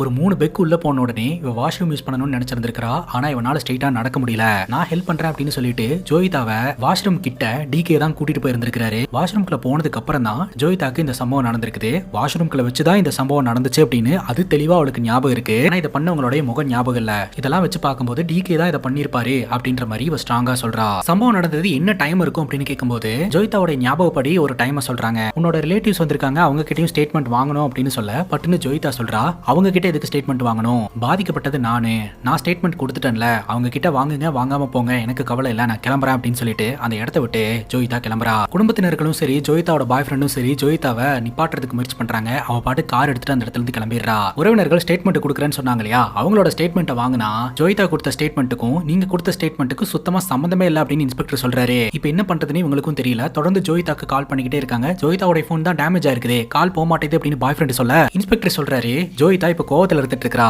அவ போய் செட்டில் ஆகட்டும், அதுக்கப்புறம் அவளே திரும்பி வருவா, நீங்க கிளம்பலாம் அப்படின்ற மாதிரி சொல்ல ஜோயிதாவோட உறவினர்கள் கிளம்புறாங்க. அங்க கட் பண்ணா ஜோயிதா வீட்டுக்கு போயிருந்திருக்க மாட்டாங்க. நேரா இந்த கம்பெனியோட 2வது பார்ட்னரான ராஜ்தீப்போட வீட்டு கதவை தட்ட ராஜ்தீப்போடைய மனைவியும் ராஜ்தீப்பும் கதவை ஓபன் பண்றாங்க. பேசிக்கா ராஜ்தீப்போடைய மனைவி இருக்காங்க இல்லையா, அவங்க அட்வொகேட்டா இருந்துட்டு இருக்காங்க. அவங்க கிட்ட உதவி கேட்கலாம் அப்படின்னு ஜோயிதா முடிவெடுக்கிறா. ஜோயிதாவை ரோட்ல பார்த்து வீட்டுல கொண்டாந்து டிராப் பண்ணது இந்த ராஜ்தீப் தான். ராஜ்தீப் பாத்தீங்கன்னா வீட்டுக்கு போன உடனே தன்னோட மனைவி கிட்ட இந்த விஷயத்த சொல்லிட்டாரு. நியூ இயர் அதுவுமா இப்படி ஒரு சம்பவம் நடக்கும்னு சத்தியமா நினைச்சு கூட பார்க்கல அப்படின்னு சொல்ல மனைவி என்னாச்சு அப்படின்னு கேக்குறாங்க. அப்பதான் ராஜ்தீப் சொல்றாரு, இந்த டிகே குடிச்சிட்டு அவனோட கண்ட்ரோல்லயே இல்லாம வாஷ்ரூம்ல வச்சு ஜோயிதா கிட்ட அத்துமீறல ஈடுபட்டு இருந்திருக்கான். அவ பாவம் பயந்து அங்கிருந்து ஓடி போய் ரோட்ல உட்காந்துக்கிட்டு இருந்தா, நான் தான் கொண்டு போய் வீட்டுல டிராப் பண்ணிட்டு வந்தேன் அப்படின்ற மாதிரி சொல்லி இருந்திருப்பாரு. இதை கேட்டு இந்த ராஜ்தீப்போட மனைவியும் ரொம்பவே ஷாக் ஆவாங்க. பிரசன்ட்ல போலீஸ் ஸ்டேஷன்ல கம்ப்ளைண்ட் கொடுத்து போலீஸ்காரங்களும் பெருசா ஆக்ஷன் எடுக்காதனால நேரா ராஜ்தீப்போட மனைவியை மீட் பண்ணி நடந்த விஷயத்தையெல்லாம் சொல்றாங்க. நீ போலீஸ் ஸ்டேஷன் போனே அப்படின்னு கேட்கும்போது நான் அங்கிருந்து தான் வரேன், எனக்கு நீங்க தான் உதவி செய்யணும் அப்படின்னு சொல்லி அழுகுறாங்க. ராஜ்தீப்போட மனைவி இருக்காங்க இல்லையா, அவங்க உதவி செய்யறதுக்கு முன் வராங்க. என்ன நடந்தது அப்படின்றத டீடைல்டா கேக்குறாங்க. இவளும் எல்லாத்தையுமே சொல்றா. ஆனா அந்த ட்ரிங்கை குடிச்சதுக்கு அப்புறம் அவளுக்கு பாலியல் அத்துமீறல் நடந்திருக்கு அப்படின்றது மட்டும் அவளுக்கு தெளிவா தெரியுதே தவிர இதை யார் பண்ணாங்க அப்படின்னு அவங்களுடைய முகம் எனக்கு தெளிவா தெரியல, பிளர்ரா தான் இருந்தது அப்படின்ற மாதிரி சொல்றா. இந்த டிகே அப்படின்ற ஒரு சமுதாயத்துல ரொம்பவே இன்ஃப்ளூயன்ஸான ஒருத்தருங்க. அதனால இந்த போலீஸ் ஆபீசர் இருக்கிறார் இல்லையா, டிகே சம்பந்தப்பட்ட ஆளுக்கு போனை போட்டு இந்த மாதிரி டிகே மேல ஒரு பொண்ணு கம்ப்ளைண்ட் கொடுக்கறதுக்காக வந்திருக்கா அப்படின்னு சொல்ல அந்த போலீஸ் ஆபீசர் கிட்ட இதை பத்தி பெருசுப்படுத்தாதீங்க, மீடியா கிட்ட இந்த விஷயத்த சொல்லாதீங்க, இந்த வழக்குல ஒரு கன்க்ளூஷன் வரவே கூடாது அப்படின்ற மாதிரி இந்த அதிகாரி கிட்ட சொல்ல இந்த அதிகாரியும் சரின்னு கேட்டுக்கிறாருங்க. இந்த அதிகாரி நேர்மையானவர் கிடையாது, காசுக்கு வில போறவர் தான் அப்படின்னு இதுல இருந்து தெரியுது. அதனாலதான் டிகேவோட பேரை சொன்ன உடனே பெருசா ஆக்ஷன் எடுக்காம இருக்காங்க. இப்ப ராஜ்தீப்போட மனைவி பாத்தீங்கன்னா ஜோயிதா கிட்ட நீ குளிக்காத, உன்னை நீ வாஷ் பண்ணாத, உன்னை மெடிக்கல் எக்ஸாமின் பண்ணி உன்னோட உடம்புல இருந்து எவிடன்ஸை கலெக்ட் பண்ணணும் அப்படின்னு சொல்லிட்டு தன்னுடைய கணவர் கிட்ட வந்து பேசுறாங்க. ஆபீஸ்ல இருக்கும்போது ஜோயிதா எப்படி இருப்பா அப்படின்ட்டு. இப்ப ராஜ்தீப்போட பாயிண்ட் ஆஃப் வியூல இருந்து ஜோயிதா பத்தி சில விஷயங்கள் நமக்கு தெரிய வருதுங்க. ஜோயிதா பாத்தீங்கன்னா ஆபீஸ்ல அமைதியா வேலை பார்க்கக்கூடிய பொண்ணெல்லாம் கிடையாதுங்க, ரொம்ப அரகண்டான ஆள் தான். ஏதாவது ஒரு ப்ராஜெக்டை கொடுத்துட்டு அந்த ப்ராஜெக்டை கம்ப்ளீட் பண்ணலான்னு வைங்களேன், கண்டபடி திட்டுவாங்க கைஸ். இதனால அங்க இருக்கக்கூடிய ஸ்டாஃப்ஸ் எல்லாருமே செம்ம காண்டாவாங்க. ராஜ்தீப்பும் சரி டிகேவும் சரி ஏன் இந்த மாதிரிலாம் ஸ்டாஃப்ஸ் கிட்ட நடந்துக்கிறீங்க அப்படின்னு கேட்கும்போது ஜோயிதா சொல்லுவாங்க, ராஜ்தீப் சாருக்கு ஒண்ணுமே தெரியாது, ராஜ்தீப் சார் வெக்கேஷனுக்கு போட்டோம், டிகே சார் நீங்களே ஏதாவது ஃபன் பண்றதுக்காக போங்க, இந்த ப்ராஜெக்ட் விஷயங்களை எல்லாம் நான் ஹேண்டில் பண்ணிக்கிறேன், நீங்க தலையிடாதீங்க அப்படின்னு டிகே கிட்டையும் ராஜ்தீப் கிட்டையும் இவங்க பேசி இருந்திருப்பாங்க. பட் டிகேவும் ராஜ்தீப்பும் பாத்தீங்கன்னா சிரிச்சிட்டு விட்டுருவாங்க. ஏன்னா ஜோயிதா பண்ற ஹார்ட் ஒர்க் எல்லாமே அவங்களுக்கு லாபம் தானே அப்படின்ட்டு. சோ இப்படிதான் ஸ்டாஃப்ஸ் கிட்டயும் நடந்துப்பா, ஈவன் எங்க கிட்டயும் இப்படிதான் நடந்துப்பா அப்படின்ற மாதிரி ராஜ்தீப் மனைவி கிட்ட சொல்றாருங்க. அங்க கட் பண்ணா இந்த வழக்கோட பிரைம் சஸ்பெக்டான டிகேவை நம்ம கிட்ட காட்டுறாங்க. அந்த பார்ட்டி ஹேங் ஓவர்ல இருந்து இன்னும் இவர் தெளிவே இல்லைங்க. அவரோட தலையில எப்படியோ அடிபட்டு இருக்கும் போல தலையில கட்டெல்லாம் போட்டு வீட்டுல படுத்து கிடக்குறாரு. காலிங் பெல் அடிக்கிற சவுண்ட் கேக்குது. யாருன்னு வீட்டுல இருக்கக்கூடிய அந்த டிஜிட்டல் மானிட்டர்ல பார்த்தா போலீஸ்காரங்க நின்னுட்டு இருக்காங்க. இவங்க இவங்க எதுக்காக வந்திருக்காங்க அப்படின்னு சொல்லிட்டு இவர் ரொம்பவே அதிர்ந்து போயிடுறாரு. டோர் ஓபன் பண்ண உடனே போலீஸ் ஆஃபீஸர் சொல்றாரு, எங்க கிட்ட சர்ச் வாரண்ட் இருக்கு, ஸோ இந்த வீட்டை நாங்க கம்ப்ளீட்டா சர்ச் பண்ணணும் அப்படின்ட்டு ஒவ்வொருத்தங்க ஒரு இடத்துல போயிட்டு போட்டோ எடுக்கிறாங்க, எவிடன்ஸை கலெக்ட் பண்றாங்க, பக்காவா அந்த வீட்டை ஆய்வு நடத்த ஆரம்பிக்கிறாங்க. இந்த ஆஃபீஸர் பாத்தீங்கன்னா டிகே கிட்ட எத்தனை பேர் பார்ட்டிக்கு வந்தாங்க, எத்தனை மணிக்கு பார்ட்டி ஸ்டார்ட் ஆச்சு, எத்தனை மணிக்கு முடிஞ்சது அப்படின்னு சில பேசிக்கான கொஸ்டின்ஸ் எல்லாத்தையுமே கேட்டுட்டு இருக்காருங்க. சரி, தலையில என்ன கட்டு அப்படின்னு கேட்கும்போது வாஷ்ரூம் கிட்ட வலிக்கு விழுந்துட்டேன், தலையில அடிபட்டுருச்சு, அதுக்கப்புறம் எனக்கு எதுவுமே ஞாபகம் இல்லை அப்படின்ற மாதிரி சொல்றாருங்க. சரி, யார் கட்டு போட்டு விட்டா அப்படின்னு கேட்கும்போது ஆனந்தா அப்படின்ற கம்பவுண்டர் தான் இதெல்லாம் எனக்கு போட்டு விட்டாரு. 24 ஹவர்ஸ் ஓப்பன்ல இருக்கக்கூடிய ஒரு மெடிக்கல்ல போயிட்டு தான் இந்த பேண்டேஜ் எல்லாம் வாங்கிட்டு வந்து போட்டு விட்டாரு. எனக்கு ராத்திரி ஃபுல்லா கான்சியஸ்னஸே இல்ல, காலிங் பெல் அடிக்கிற சத்தத்தை கேட்டு தான் எனக்கு கான்சியஸ்னஸே வந்துச்சு அப்படின்னு சொல்லிட்டு, ஆமா இதெல்லாம் எதுக்கு என்கிட்ட கேக்குறீங்க அப்படின்னு கேட்கும்போது ஜோயிதானால தான் அப்படின்னு அவர் சொல்றாரு. ஜோயிதாவா, அவளுக்கு என்ன ஆச்சு அப்படின்னு கேட்கும்போது பார்ட்டியை முடிச்சுட்டு அவ போலீஸ் ஸ்டேஷன்ல வந்து கம்ப்ளைண்ட் கொடுத்திருக்கிறதா சொல்றாங்க. என்ன கம்ப்ளைண்ட் அப்படின்னு கேட்கும்போது நீங்க அவளை பாலியல் பலாத்காரம் பண்ணிட்டு தான் வந்து கம்ப்ளைண்ட் கொடுத்திருக்காங்க அப்படின்னு சொல்ல, நானா அப்படின்னு சொல்லி ஒரு பயங்கரமா ஷாக்கா வராருங்க. விசாரணைக்கு கோஆபரேட் பண்ணணும் அப்படின்னு சொல்ல டிகேவும் சரின்னு கேட்டுக்கிறாருங்க. இப்ப போலீஸ் ஸ்டேஷன்ல வச்சு டீடைல்டான விசாரணை நடக்குதுங்க. அந்த விசாரணையில ஒரு 9:30 தான் பாத்தீங்கன்னா பார்ட்டி ஸ்டார்ட் ஆயிருந்திருக்குது. நைட் 1 o'clock வரைக்குமே பார்ட்டி நடந்துகிட்டு தான் இருந்திருக்குது. 1 o'clock மேல தான் ஆளுங்கெல்லாம் கிளம்ப ஆரம்பிச்சாங்க அப்படின்ற மாதிரி இவர் சொல்றாரு. இவரு கொடுத்த ஸ்டேட்மெண்ட்டையும் நம்ம ஜோயிதா கொடுத்த ஸ்டேட்மெண்ட்டையும் செக் பண்ணி பார்த்தா ஆல்மோஸ்ட் ஒரே மாதிரி தான் இருக்குது. பார்ட்டி நடந்துட்டு இருக்கும்போது ஜோயிதாவை வாஷ்ரூம் வரைக்கும் இவர் கூட்டிட்டு போயிருந்திருக்காரு. அதுக்கப்புறம் நடந்தது எல்லாமே பிளாங்கா இருக்கு. இப்ப போலீஸ்காரங்க சொல்றாங்க உங்களை சில பல டெஸ்ட் எல்லாம் எடுக்க வேண்டியது இருக்கு அப்படின்ட்டு மெடிக்கல் எக்ஸாமின் பண்றதுக்காக. அதே சமயம் ஸ்டேஷனுக்கு ராஜ்தீப்போடைய மனைவி ஜோயிதாவை கூட்டு வந்திருக்காங்க. ராஜ்தீப்போடைய மனைவியை இனிமேல் நான் அட்வொகேட் அப்படின்னு சொல்றேன். இந்த அட்வொகேட்டை ஸ்டேஷன்ல வச்சு டிகே பாக்குறாருங்க. பார்த்துட்டு சத்தம் போட ஆரம்பிக்கிறாரு, நீ வந்து ஹானஸ்டா இருக்கணும், தயவு செஞ்சு வேணும்னு என்ன ஏதாவது மாட்டி விட்டுறாத அப்படின்ட்டு. ஆனா அட்வொகேட் இந்த டிகே கூட பேசுறதுக்கு விருப்பம் இல்லாம அந்த இடத்த விட்டு கிளம்பிடுறாங்க. இப்ப இந்த வழக்கு கோர்ட்டுக்கு வரப்போகுது அப்படின்னு தெரிஞ்சு போச்சுங்க. இப்போ டிகே சைட்ல இருந்து வந்து ரொம்ப ஸ்ட்ராங்கான ஒரு லாயரை வந்து அப்பாயின்மெண்ட் பண்றாங்க. டிகே நமக்கு ரொம்ப வேண்டப்பட்டவர், அவர் தான் ஜெயிக்கணும் அப்படின்ற மாதிரி சொல்லிடுறாங்க. டிகேவோட அட்வொகேட்டும் அதற்கான வேலைகளை இன்னைக்கே தொடங்குறாருங்க. இப்போ நம்ம ஜோயிதாவோட அட்வொகேட் இருக்காங்க இல்லையா, நம்ம ஜோயிதாவை மெடிக்கல் எக்ஸாமின் பண்றதுக்காக கூட்டிட்டு போறாங்க. சோ போலீஸ் ஆபீசரோட தலைமையில தான் மெடிக்கல் எக்ஸாமினேஷனும் நடக்குது. மெடிக்கல் எக்ஸாமினேஷன் நடந்துகிட்டு இருக்கும் போதே அவங்களுக்கு அன்னைக்கு ராத்திரி நடந்ததெல்லாம் ஞாபகம் வருதுங்க. பட்டுன்னு கண்ணு முடிச்சு பயங்கரமாக சத்தம் போட ஆரம்பிச்சாங்க. என்னாச்சு என்னாச்சுன்னு எல்லாருமே கேக்குறாங்க. இவ டிகே தான் இதை பண்ணாரு, எனக்கு பயமா இருக்கு அப்படின்ற மாதிரி கத்த ஆரம்பிக்கிறா. இப்போ இந்த வழக்கு கோர்ட்டுக்கு வருதுங்க. நம்ம டிகேவை கூண்ட்ல ஏத்தி என்ன நடந்தது அப்படின்றத விசாரிக்கிறாங்க. டிசம்பர் 31 நைட்டு நான் தான் வந்து பார்ட்டிக்கு இன்வைட் பண்ணியிருந்தேன். ஜோயி விருப்பத்தோட தான் அந்த பார்ட்டி அட்டெண்ட் பண்றதுக்காக வந்திருந்தா அப்படின்னு சொல்ல, அங்க இருக்கிறவங்க ஜோயை கொஞ்சம் மரியாதையா பேசுங்க அப்படின்ற மாதிரி சொல்ல, அதுக்கப்புறம் மிஸ் ஜோயி அப்படின்ற மாதிரி இவர் மரியாதை கொடுத்து பேச ஆரம்பிக்கிறாருங்க. டிகே ஆபீஸ்ல இருக்கும் போதெல்லாம் ஜோயி கிட்ட சும்மா ஜோக் அடிக்கிற மாதிரி தான் பேசுவாரு அப்படின்ற மாதிரி சொல்ல, ஜோயோட அட்வொகேட் அப்ஜெக்ஷன் சொல்றாங்க. இவர் ஜோக்குன்னு மென்ஷன் பண்றது ஜோய் கிட்ட வந்து அடல்ட்டா வந்து பேசிக்கிட்டு இருப்பாரு, அதை எப்படி இவர் ஜோக்குன்னு சொல்லலாம் அப்படிங்கும்போது ஜட்ஜ் சொல்றாங்க, இந்த வழக்குல ஜோக் அப்படின்ற வார்த்தையெல்லாம் தயவு செஞ்சு யூஸ் பண்ணாதீங்க, என்ன நடந்ததோ அதை கரெக்டா சொல்லுங்க, இது நடந்திருக்குமோ அது நடந்திருக்குமோ இப்படி இருக்குமோ அப்படி இருக்குமோ அப்படின்ற அசம்ஷன்ல எல்லாம் பேசக்கூடாது. அது மட்டும் இல்லாம நீங்க விக்டம் பேரையோ இல்ல விக்டம் சம்பந்தப்பட்ட விஷயத்தையோ சொல்லும் போது மரியாதை கொடுத்து பேசணும் அப்படின்னு சொல்ல டிகேவும் சரின்னு கேட்டுக்கிறாருங்க. இவங்க பாத்தீங்கன்னா ஒரு ரியல் எஸ்டேட் கம்பெனி தான் வச்சு ரன் பண்ணிக்கிட்டு இருக்காங்க. அந்த கம்பெனி வந்துட்டு டார்கெட் அச்சீவ் பண்ணி இருந்திருக்குது. அந்த டார்கெட் அச்சீவ் பண்ணதற்காக டிகே வந்து ஒரு பார்ட்டி ஒன்று ஏற்பாடு பண்ணலாம் அப்படின்னு முடிவெடுத்திருந்திருக்காரு. அந்த பார்ட்டியை அவரோட வீட்லயே ஏற்பாடு பண்ணி எல்லாருமே இன்வைட் பண்ணி இருந்திருக்காரு. இவரோட இன்வைட் அக்செப்ட் பண்ணிக்கிட்டு எல்லாருமே பார்ட்டி அட்டெண்ட் பண்றதுக்காக வந்திருக்காங்க. அந்த பார்ட்டியில சாப்பிட்டோம், குடிச்சோம், என்ஜாய் பண்ணோம். ஜோயும் குடிச்சிட்டு ஹேங் ஓவர்ல இருந்தாங்க. அந்த டைம்ல தான் அவங்க வாஷ்ரூம் யூஸ் பண்ணணும் அப்படின்னு சொன்னாங்க. அவங்க வாஷ்ரூம் யூஸ் பண்றதுக்கு நான் தான் ஹெல்ப் பண்ணேன். அப்புறம் அந்த பாத்ரூமுக்கு வெளியில நான் விழுந்து என்னோட தலையில அடிபட்டுருச்சு. அதுக்கப்புறம் எனக்கு என்ன நடந்ததுன்னு சுத்தமா ஞாபகமே இல்ல அப்படின்னு சொல்ல, உடனே அவருக்கு சப்போர்ட் பண்ணக்கூடிய அட்வொகேட் எழுந்திருச்சு சொல்றாரு, கிட்டத்தட்ட 3 மணி நேரமா அவர் மயக்கத்துல தான் இருந்திருக்காரு. அப்படி இருக்கும்போது அவர் எப்படி இந்த வேலையை செஞ்சிருக்க முடியும்? அது மட்டும் இல்லாம ஃபாரன்சிக் ரிப்போர்ட்ல அவர் 3 மணி நேரம் மயக்கத்துல இருந்திருக்காரு அப்படின்றது கூட ப்ரூவ் ஆகுது அப்படின்னு சொல்லிட்டு அவருடைய தரப்புல வாதாடுறாருங்க. இப்ப ஜட்ஜ் நீங்க கிராஸ் எக்ஸாமின் ஏதாவது பண்ணணுமா அப்படின்னு கேட்க, ஜோயோட தரப்புல இருந்து அட்வொகேட் எழுந்திருச்சு, நீங்க ரிப்போர்ட்ஸ் பாத்தீங்களா அப்படின்னு கேட்க, டிகே ரிப்போர்ட்ஸ் பார்த்த அப்படின்னு சொல்றாரு. பட் எனக்கு அதுல என்ன இருக்குன்னு புரியலங்க அப்படின்னு சொல்ல, ஜோயி தரப்புல இருக்கக்கூடிய அட்வொகேட் சொல்றாங்க, ஜோயி குடிச்ச காக்டெயில்ல மயக்க மருந்து கலந்திருக்கிறத உறுதி செஞ்சிருக்காங்க அப்படின்ட்டு. கிளாஸ்ல சரக்குத்தி கொடுத்தது யாரு அப்படின்னா நம்ம டிகே தான். சோ டிகே தான் அந்த மருந்தையும் மிக்ஸ் பண்ணிருப்பாரு அப்படின்ற மாதிரி ஜோயோட தரப்புல இருக்கக்கூடிய லாயர் வாதாடுறாங்க. உடனே டிகே தரப்புல இருக்கக்கூடிய லாயர் எழுந்திருச்சு, நான் ஜோயை விசாரணை பண்ணணும் அப்படின்ற மாதிரி சொல்றாரு. உடனே ஜோயி வந்து அந்த கூண்டுக்கு வராங்க. அட்வொகேட் சொல்றாரு, நீங்க கம்ஃபர்டபிளா இருங்க, அது மட்டும் இல்லாம நான் அங்கேயும் இங்கேயும் சுத்தி வளைக்காம நேரா பாயிண்ட்டுக்கு வந்துடுறேன். நான் கேட்கக்கூடிய கொஸ்டின்ஸ் எல்லாம் உங்களுக்கு கண்டிப்பா கஷ்டமா இருக்கும், இருந்தாலும் நீங்க பதில் சொல்லி தான் ஆகணும் அப்படின்னு சொல்லிட்டு ஆரம்பிக்கிறாருங்க. உங்களோட ஸ்டேட்மெண்ட் படி அன்னைக்கு ராத்திரி நீங்க குடிச்சிருந்தீங்க கரெக்டா அப்படின்னு சொல்லி கேட்க, ஆமா அப்படின்னு ஜோயி ஒத்துக்கிறா. நீங்க வாஷ்ரூம் போகணும் அப்படின்னு சொல்லும் போது டிகே தான் வாஷ்ரூம் வரைக்கும் கூட்டிட்டு வந்து விட்டுருக்காரு கரெக்டா அப்படின்னு கேட்க, இவங்க ஆமா அப்படின்றாங்க. அடுத்த கொஸ்டினே ரொம்ப ஷார்ப்பான கொஸ்டினா இருக்குதுங்க. நீங்க இப்படி ஒரு சம்பவம் நடந்ததுன்னு சொன்னீங்களா, டிகே எங்க டச் பண்ணாரு அப்படின்னு கேட்க, ஜோய்க்கு ஒரு மாதிரி கஷ்டமாயிருது. ஜோயி தரப்புல இருக்கக்கூடிய லாயர் வந்து அப்ஜெக்ஷன் சொல்லிடுறாங்க. இப்படி எல்லாமா கொஸ்டின் கேட்பாங்க அப்படின்னு சொல்லிட்டு ஜட்ஜும் பாத்தீங்கன்னா இப்படி எல்லாம் கொஸ்டின் கேட்க கூடாது அப்படின்னு வார்ன் பண்றாங்க. ஆனாலும் இந்த அட்வொகேட் என்ன சொல்றாருன்னா, அவங்களுடைய மென்டல் ஸ்டேட் என்ன அப்படின்றத நம்ம தெரிஞ்சு தெரிஞ்சுக்கணும்னா இந்த மாதிரியான கொஸ்டின்ஸ் எல்லாம் கேட்டு தான் மயிலாட ஆகணும். அதனால என்ன அலோ பண்ணுங்க அப்படின்னு சொல்லிட்டு அடுத்தடுத்த கொஸ்டின்ஸை முன் வைக்கிறாருங்க. அந்த வாஷ்ரூம்குள்ள போன வரைக்கும் நம்ம ஜோய்க்கு எல்லாமே ஞாபகம் இருக்குதுங்க. ஆனா அந்த வாஷ்ரூம்குள்ள நடந்ததெல்லாம் பெருசா உங்களுக்கு ஞாபகம் இல்ல, கொஞ்சம் கொஞ்சம் பிளரியா ஞாபகம் இருக்கு. ஞாபகம் இருக்கிறது எல்லாத்தையுமே ஒரு ஒண்ணு கேட்க ஆரம்பிக்கிறாருங்க. அதாவது இவங்க கண்ணால பாத்துருப்பாங்க இல்லையா அந்த ரூம்குள்ள என்னென்னலாம் இருந்தது, என்ன கலர்ல இருந்தது அப்படின்னு பல கொஸ்டின்ஸை இவர் முன் வைக்கிறாருங்க. ஜோயும் தயங்கி ஆன்சர் பண்ணிக்கிட்டு இருக்காங்க. ஒரு கட்டத்துக்கு மேல ஜோயி தரப்புல இருக்கக்கூடிய லாயர் எழுதிருச்சு. பாதிக்கப்பட்ட ஒருத்தர்கிட்ட பாதிக்கப்பட்ட விஷயத்தை திரும்ப திரும்ப சொல்லி அவருடைய மனநிலையை இவர் மேலும் ரொம்ப கொடூரமாக்குறாரு அப்படின்னு குற்றச்சாட்டை வைக்கிறாங்க. அதுக்கப்புறம் இந்த வழக்கு அடுத்த ஹியரிங்க்கு தள்ளி வைக்கப்படுது. ஜோயி வெளியில வந்துட்டு பயங்கரமா அழுகுறாங்க. அப்போ ஜோயி கிட்ட அட்வொகேட் என்ன சொல்றாங்கன்னா, நீ கவலைப்படாத, ஃபீல் பண்ணாத, திரும்ப திரும்ப யோசிச்சு பாரு, இன்னும் சில விஷயங்கள் ஞாபகம் வரதுக்கு வாய்ப்பு இருக்கு.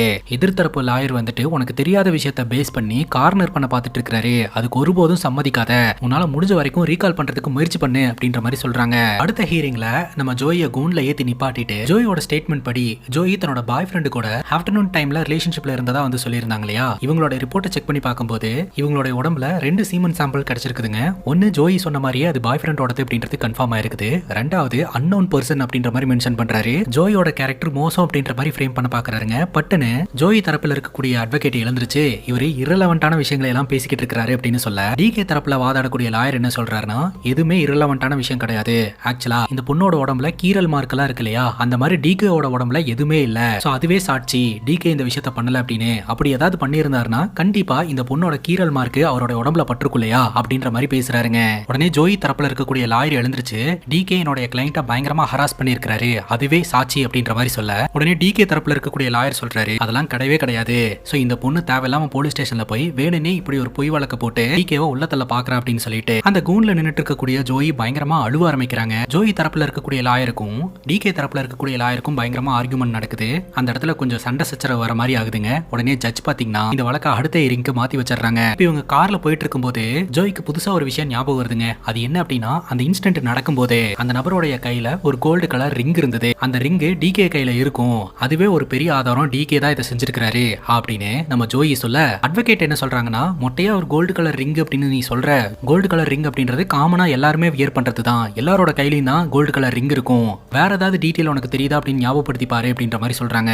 அதுக்கப்புறம் அந்த அட்வொகேட் ஒரு விஷயத்தை நினைச்சு பாக்குறாங்க. இந்த அட்வொகேட் நம்ம ராஜ்தீப்போடைய மனைவி தானே. ஒரு முறை ராஜ்தீப் மற்றும் அவரது மனைவி, டிகே மற்றும் அவரது மனைவி எல்லோரும் ஒன்னா உட்காந்து பேசிக்கிட்டு இருக்கும்போது டிகே பாத்தீங்கன்னா ராஜ்தீப்புக்கு ஒரு ரிங்கை கிஃப்டா பிரசன்ட் பண்ணி இருந்திருப்பாரு. மேபி அந்த ரிங்கா இருக்குமோ அப்படின்ற மாதிரி ஜோயி தரப்பு அட்வொகேட்டுக்கு டவுட் வருதுங்க. அதாவது ஒருவேளை டிகே இதை பண்ணாம தன்னுடைய கணவர் ராஜ்தீப் இதை செஞ்சிருப்பாரோ அப்படின்ற மாதிரி தோணுதுங்க. உடனே வீட்டுக்கு போய் பீரோ ஓபன் பண்ணி பார்த்தா கிஃப்டா கொடுக்கப்பட்ட அந்த ரிங்கு வீட்டுக்குள்ளேயே தாங்க இருக்கும். இதை வச்சு பார்க்கும்போது ராஜ்தீப் அந்த ரிங்கை வியர் பண்றது இல்ல அப்படின்றது தெரிய வருது. கரெக்டா அந்த இடத்துக்கு இந்த அட்வொகேட்டோட கணவரான ராஜ்தீப் வந்துடுறாரு. என்னாச்சு அப்படின்னு கேட்கும்போது ஒண்ணு இல்ல அப்படின்னு சொல்லிட்டு நார்மலா பேசிட்டே அவரோட கையை செக் பண்ணி பார்க்கும்போது ரிங்கை ரொம்ப நாள் யூஸ் பண்ணிட்டு அதை கழட்டி வச்சிருந்தா அந்த இடம் மட்டும் ஒரு மாதிரி ஒயிட்டா தெரியும் இல்லையா. சோ அந்த விஷயம் பாத்தீங்கன்னா ராஜ்தீப்போடைய கையில இருக்கு. அங்க கட் பண்ணா ஜோய் அவங்க வீட்டுல உட்காந்துக்கிட்டு இருக்காங்க. ஜோயோட பாய் ஃப்ரெண்டும் பிரதரும் பாத்தீங்கன்னா ஆதாரமா வைக்கிறதுக்கு இன்னும் ஏதாவது உனக்கு தெரியுதான்னு யோசிச்சு பாரு அப்படின்ற மாதிரி சொல்ல அப்பதான் ஜோய்க்கு இன்னொரு விஷயம் ஞாபகம் வருதுங்க. அது என்ன அப்படின்னா, அந்த நபர் பயன்படுத்தக்கூடிய லைட்ரு. அந்த லைட்டரை ஒன்ஸ் ஆன் பண்ணும்போது அதுல இருந்து ஒரு டியூன் வந்தது அப்படின்ற மாதிரி சொல்றாங்க.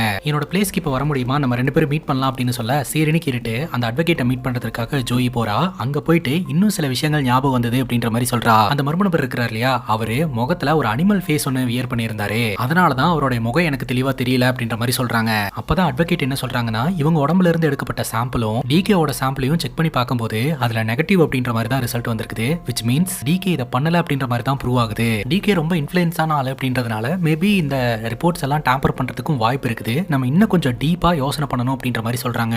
இப்போ இந்த அட்வொகேட் தன்னுடைய கணவரான ராஜ்தீப் கிட்ட டிகே பத்தி விசாரிக்கும் போது அவர் என்ன சொல்றாருன்னா, நானும் டிகேவும் பிசினஸ் பார்ட்னர்ஸ் மட்டும் கிடையாது, நாங்க 2 பேரும் பழைய ஃப்ரெண்ட்ஸும் தான் அப்படின்னு சொல்ல, நீங்க என்ன நினைக்கிறீங்க, இந்த வழக்குல அவர் நிரபராதின்னு நினைக்கிறீங்களா அப்படின்னு கேட்கும்போது எனக்கு தெரியல, எனக்கு ரொம்ப பசிக்குது அப்படின்ற மாதிரி அவர் சொல்றாரு. சரி, கையில மோதிரம் போட்டுட்டு இருந்திருப்பீங்க போல, ரீசெண்டா தான் அந்த மோதிரத்தை கழட்டி இருக்கீங்க, எதனால கழட்டினீங்க அப்படின்னு கேட்கும்போது ராஜ்தீப் சொல்றாரு, ஆக்சுவலா வெயிட் கெயின் ஆயிட்டேன், அந்த மோதிரம் என்னோட கையில ரொம்பவே டைட்டா இருந்தது, அதனாலதான் அந்த மோதிரத்தை கழட்டி வச்சிட்டேன் அப்படின்றாரு. அங்க கட் பண்ணா வழக்கம் போல ராஜ்தீப் ஆபீஸ்க்கு போறாருங்க. ஆபீஸ்க்கு டிகே வராரு. எல்லாருமே குட் மார்னிங் சொல்றாங்க. ஆனா பழைய அளவுக்கு இவர்கிட்ட யாரும் சிரிச்செல்லாம் பேச மாட்டேன்றாங்க. இவர் மேல ஒரு குற்றச்சாட்டு இருக்கிறதுனால அந்த குற்றச்சாட்டு இவரோட கேரக்டருக்கு ஒரு பிளாக் மார்க்கா அமையுதுங்க. இவர் நேரா ராஜ்தீப்பை பாக்குறதுக்காக போறாரு. ராஜ்தீப் கிட்ட டிகே கேக்குறாரு, என்ன உனக்கு 2011ல இருந்து தெரியும், இந்த பிசினஸ் தொடங்குறதுக்கு முன்னாடி நம்ம 2 பேரும் பெஸ்ட் ஃப்ரெண்ட்ஸா தான் இருந்திருக்கிறோம், அப்படி இருக்கும்போது நான் இதை பண்ணிருப்பேன் நீ நினைக்கிறியா அப்படின்ற மாதிரி கேட்க, அதுக்கு இந்த ராஜ்தீப் சொல்றாரு, போ எல்லா பொண்ணுங்ககிட்டயும் ஃப்ளோட் பண்ணிக்கிட்டு இப்படி ஃப்ளோட் பண்ணிக்கிட்டு இருந்தா கண்டிப்பா டவுட் தான் படுவாங்க அப்படின்னு சொல்ல, இது பேஸ்லெஸ்ஸான ஒரு விஷயம் அப்படின்ற மாதிரி டிகே சொல்றாரு. ராஜ்தீப் சொல்றாரு, நான் ஒரு விஷயத்துல உங்ககிட்ட மன்னிப்பு வைக்கணும், ஏன்னா என்னுடைய மனைவி உனக்கு எதிராக வாதாடிக்கிட்டு இருக்கா அப்படின்னு சொல்ல, அதெல்லாம் ஒன்றும் பிரச்சனை இல்லை, அவங்க அவங்களோட வேலையை பாக்குறாங்க, பட் எனக்கு கான்பிடென்ட் இருக்கு இந்த வழக்குல நான் தான் வின் பண்ணுவேன்னு அப்படின்ற மாதிரி சொல்றாருங்க. உண்மையிலேயே டிகே இதை செஞ்சிருப்பாரா அப்படின்ற டவுட் நமக்கு வருது. ஆனா இவர் பொண்ணுங்க கிட்ட ஃப்ளோட் பண்றதெல்லாம் பார்த்தா கண்டிப்பா இவர் செஞ்சாலும் செய்வாரு அப்படின்ற மாதிரி தான் நமக்கு தோணுது. இப்போ நம்ம ஜோயிதா வீட்ல இருந்து திரும்ப திரும்ப அன்னைக்கு நடந்த இன்சிடென்ட்ல ஏதாவது எக்ஸ்ட்ரா விஷயங்கள் ஞாபகம் வருதா அப்படின்னு சொல்லிட்டு ரீகால் பண்றதுக்கு முயற்சி பண்றாங்க. எதுவுமே ரீகால் பண்ண முடியலங்க. இந்த விஷயத்தை அட்வொகேட் கிட்ட சொல்லும்போது அட்வொகேட் ஒரு சைக்காட்ரிஸ்ட் கூட்டிட்டு போறாங்க. அவரு சில ஹிப்னாட்டிசம் ட்ரிக் எல்லாம் பயன்படுத்தி ஏதாவது விஷயங்கள் ஞாபகப்படுத்த முடியுமா அப்படின்னு ட்ரை பண்றாரு. பட் அவரோட முயற்சியும் கொஞ்சம் தோல்வி அடைகிற மாதிரி தான் கைஸ் இருக்குது. ஜோயிதாக்கு எதுவுமே ஞாபகம் வரல. அந்த டைம் பார்த்து ஜோயிதாக்கு டீ கொடுப்பாங்க. அந்த டீயை வாங்கி குடிக்கலான்னு வரும்போது அந்த டீல இருந்து ஒரு ஸ்மெல் வருங்க. அந்த பர்டிகுலர் ஸ்மெல் தான் வந்து அந்த நபரோட உடம்புல இருந்து வந்தது அப்படின்ற மாதிரி சொல்ல, இவங்க குடிக்கக்கூடிய டீல இருந்து வரக்கூடிய ஸ்மெல் பாத்தீங்கன்னா ஒரு பர்டிகுலர் ஃப்ரேக்ரன்ட்ல இருந்து வரும் அப்படின்றதும் தெரிய வருது. அது மட்டும் இல்லாம அந்த நபர் வியர் பண்ணியிருந்த அண்டர் கார்மெண்ட்ஸ் ப்ளூ கலர்ல இருந்தது அப்படின்ற மாதிரியும் ஜோயிதா சொல்லி இருந்திருப்பாங்க. இப்ப ஜோயிதாவோட அட்வொகேட் வீட்ல உட்காந்து யோசனை பண்ணிட்டு இருக்கும்போது ஜோயிதா மென்ஷன் பண்ணியிருந்த அந்த ஃப்ரேக்ரன்ஸோட ஸ்மெல் தன்னுடைய கணவர் பயன்படுத்தக்கூடிய ஃப்ரேக்ரன்ஸ்ல இருந்தும் வரும் அப்படின்ற மாதிரி யோசனை பண்றாங்க. கணவர்கிட்ட பேசலான்னு போகும்போது அவர் ட்ரெஸ் சேஞ்ச் பண்ணிக்கிட்டு இருப்பாருங்க. பார்த்தா அவர் வியர் பண்ணியிருக்கிற அண்டர்வேரும் ப்ளூ கலர்ல இருக்கும். என்னடா அது நம்ம சந்தேகம் முழுக்க நம்மளோட கணவர் மேல திரும்புதே அப்படின்ற மாதிரி நம்ம ஜோயிதாவோட அட்வொகேட்டுக்கு பல யோசனைகள் ஓடிக்கிட்டு இருக்க, அந்த நேரம் பார்த்து அன்னோன் நம்பர்ல இருந்து கால் வருதுங்க. போன்ல பேசக்கூடிய அந்த லேடி வந்துட்டு உங்களை தனியா மீட் பண்ணணும் அப்படின்ற மாதிரி சொல்றாங்க. யார் அந்த லேடி, எதற்காக நம்மள மீட் பண்ணணும்னு சொல்றாங்கன்னு சொல்லிட்டு அந்த லேடியை பாக்குறதுக்காக ஜோயிதாவோட அட்வொகேட் அங்க போய் வெயிட் பண்றாங்க. பட் அது யாரு என்னன்னு இப்போதைக்கு நமக்கு தெரியலங்க. அங்க கட் பண்ணா வழக்கு நடந்துகிட்டு இருக்கும் போதே இந்த டிகே தன்னோட மனைவியோட ராஜ்தீப் மற்றும் ராஜ்தீப்போட மனைவியை பாக்குறதுக்காக வந்திருப்பாங்க. அப்ப டிகே உடைய மனைவி ராஜ்தீப்போட மனைவி கிட்ட பேசிட்டு இருக்கும்போது ராஜ்தீப்போட மனைவிக்கு கோவம் வந்துருங்க. நீங்க வந்து உங்களை நிரபராதி மாதிரி நினைச்சுக்கிட்டு இருக்கீங்க, ஆனா அவ ஆபீஸ்ல இருக்கும் போதும் வேலை பார்த்துக்கிட்டு இருக்கும் போதும் அவகிட்ட எத்தனை முறை அட்வான்டேஜ் இருக்கிறதுக்கு முயற்சி பண்ணிருக்கீங்க, இதெல்லாம் ஒரு நல்ல ஆம்பளை செய்யக்கூடிய வேலையா அப்படின்ற மாதிரி கேள்வி கேட்பாங்க. டிகேக்கு பயங்கர தர்ம சங்கடமா இருக்கும். கொஞ்ச நேரத்துக்கு முன்னாடி யாரோ ஒரு லேடி இந்த அட்வொகேட்டுக்கு ஃபோன் பண்ணி ஒரு இடத்துக்கு வர சொல்லி இருந்திருப்பாங்க இல்லையா, அந்த லேடி வேற யாரும் கிடையாதுங்க. முதல்ல நம்ம ஜோயிதாவை விசாரணை பண்ணிட்டு இருந்த பெண் அதிகாரி தான். போலீஸ் கஸ்டடியில் இருக்கக்கூடிய எவிடன்ஸ் எல்லாம் கிளியர் பண்றதுக்கு யாரோ ஒருத்தங்க முயற்சி பண்ணிக்கிட்டு இருக்காங்க. அந்த எவிடன்ஸ் எல்லாம் வேனிஷ் ஆகிறதுக்கு முன்னாடி உங்ககிட்ட ஒரு காப்பியை கொடுத்துறணும் அப்படின்னு சொல்லிட்டு தான் நான் முயற்சி எடுத்தேன் அப்படின்னு அந்த பெண் அதிகாரி சொல்றாங்க. யார் இதை பண்ணிட்டு இருக்கிறது அப்படின்னு கேட்கும்போது எனக்கு தெரியாது, பட் ஹைலி இன்ஃப்ளூயன்ஸான ஒரு பர்சன் வந்து போலீஸ் கிட்ட இருக்கக்கூடிய எவிடன்ஸ் எல்லாத்தையுமே அழிக்கிறதுக்கு முயற்சி எடுத்துக்கிட்டு இருக்காரு அப்படின்ற மாதிரி சொல்லி ஜோயிதாவோடைய அட்வொகேட் கிட்ட இதெல்லாம் கொடுத்துட்டு போறாங்க. அதை தொடர்ந்து ஜோயிதாவோடைய அட்வொகேட் பாத்தீங்கன்னா அந்த பார்ட்டி நடந்த வீட்டுக்கெல்லாம் போயிட்டு பக்காவா இன்வெஸ்டிகேஷன் பண்ண ஆரம்பிக்கிறாங்க. அடுத்த ஹியரிங்ல கோர்ட்டுக்குள்ள போறதுக்கு முன்னாடி ஜோயிதாவோட அட்வொகேட் இருக்காங்க இல்லையா, டிகேவோட அட்வொகேட் கிட்ட போயிட்டு நீங்க ஜோயிதா பொய் சொல்றான்னு நினைக்கிறீங்களா அப்படின்ற மாதிரி கேட்க, உண்மை வேணுமா பொய் வேணுமா அப்படின்னு கேட்கும்போது உண்மைதான் வேணும் அப்படின்னு இவங்க சொல்றாங்க. 100% ஜோயிதாக்கு அந்த பார்ட்டியில வச்சு அநீதி நடந்திருக்குது அப்படின்னு சொல்ல, அப்புறம் ஏன் சார் இப்படி மாத்தி ஆர்குமெண்ட் பண்றீங்க அப்படின்னு கேட்கும்போது, நான் என்னோட கட்சிக்காரருக்கு சப்போர்ட் பண்ணி தானே வாதாட முடியும், அது மட்டும் இல்லாம எக்ஸ்ட்ரா ஒரு இன்ஃபர்மேஷன் நான் உனக்கு சொல்றேன், டிகே தான் குற்றவாளி அப்படின்னு நீ வாதாடிக்கிட்டு இருக்க, பட் என்னோட இன்வெஸ்டிகேஷன் படி டிகே குற்றவாளி கிடையாது, வேற யாரோ, அது யாருன்றதை கண்டுபிடி அப்படின்ற மாதிரி சொல்லிட்டு ஒரு உள்ள போயிடுறாருங்க. இப்போ இந்த வழக்குல வந்து வழக்கு விசாரணை பண்ணிட்டு இருந்த போலீஸ் ஆஃபீஸரை கூப்பிட்டு இந்த பொண்ணு உங்ககிட்ட கம்ப்ளைண்ட் கொடுக்கறதுக்காக வரும்போது இந்த பொண்ணோட ஃபர்ஸ்ட் இம்ப்ரெஷன் எப்படி இருந்தது அப்படின்னு கேட்கும்போது, ஃபர்ஸ்ட் ஆஃப் ஆல் இந்த பொண்ணு குடிச்சிருந்தா பொய் சொல்றான்னு எங்களுக்கு தோணுச்சு, சம்பவம் நடந்ததா சொல்லப்பட்ட இடத்துல போயிட்டு ஆய்வு நடத்தும் போது இவங்க சொன்ன மாதிரியான எந்த விஷயமும் நடந்ததற்கான ஆதாரமே கிடைக்கல அப்படின்னு அந்த ஆஃபீஸர் சொல்றாரு. இதுவே போதும் நீங்க போலாம் அப்படின்ற மாதிரி டிகே தரப்பு அட்வொகேட் போ சொல்லிடுறாருங்க. அடுத்ததா பாத்தீங்கன்னா இந்த டிகேக்கு கட்டு போட்டு ட்ரீட்மெண்ட் பார்த்தார் இல்லையா, அவர்கிட்ட எப்ப நீங்க இவர்கிட்ட பாத்தீங்க, பார்க்கும்போது அவர் என்ன நிலைமையில இருந்தாரு அப்படின்ற மாதிரிலாம் கேட்க, அவர் வந்து வாஷ்ரூமுக்கு வெளியில அடிபட்டு கிடந்தாரு, அதுக்கப்புறம் தான் இவர் எடுத்து காயத்துக்கு மருந்து போட்டு கட்டு போட்டு விட்டதா சொல்றாருங்க. அவரை போ சொல்லிட்டு டிகேவோட ஆபீஸ்ல வேலை பார்க்கக்கூடிய ஸ்டாஃப்ஸ் எல்லாம் கூட்டிட்டு வந்து கூண்ல நிப்பாட்டி டிகே பத்தின உங்களோட கருத்துக்களை சொல்லுங்க, அதாவது டிகேவோட கேரக்டர் எந்த மாதிரி அப்படின்ற மாதிரிலாம் கேட்க, எல்லாருமே பாத்தீங்கன்னா நல்ல விதமா தான் சொல்றாங்க, அதுக்கேற்ற மாதிரி தானே செட் பண்ணி கூட்டு வந்திருப்பாரு, எல்லாருமே டிகே பத்தி பாசிட்டிவா சொல்றதுனால டிகே சைட்ல இந்த வழக்கு போற மாதிரி இருக்குதுங்க. இப்ப ஜோயிதா தரப்புல இருக்கக்கூடிய அட்வொகேட் வந்தவங்களை எல்லாம் கிராஸ் எக்ஸாமின் பண்ணணும்னு ஒவ்வொருத்தங்களையா கேள்வி கேட்டுட்டு இருப்பாங்க. அந்த டைம் பார்த்து அந்த கம்பெனியோட இன்னொரு ஓனர் ஒருத்தர் இருக்கிறாரு, அவரோட பேரு ராஜ்தீப், அவரையும் நான் விசாரிக்க விரும்புறேன் அப்படின்னு சொல்ல ராஜ்தீப் பயங்கர ஷாக்கா வராரு. என்னடா அது நம்ம மனைவி நம்மளையே கூண்ல ஏத்தி விசாரிக்க பாக்குறா அப்படின்னு சொல்லிட்டு அவரும் கூண்ல வந்து நிக்கிறாருங்க. தக்காளி அங்கதான் கைஸ் ஒரு தாறுமாறான ட்விஸ்ட் வைக்கிறாங்க.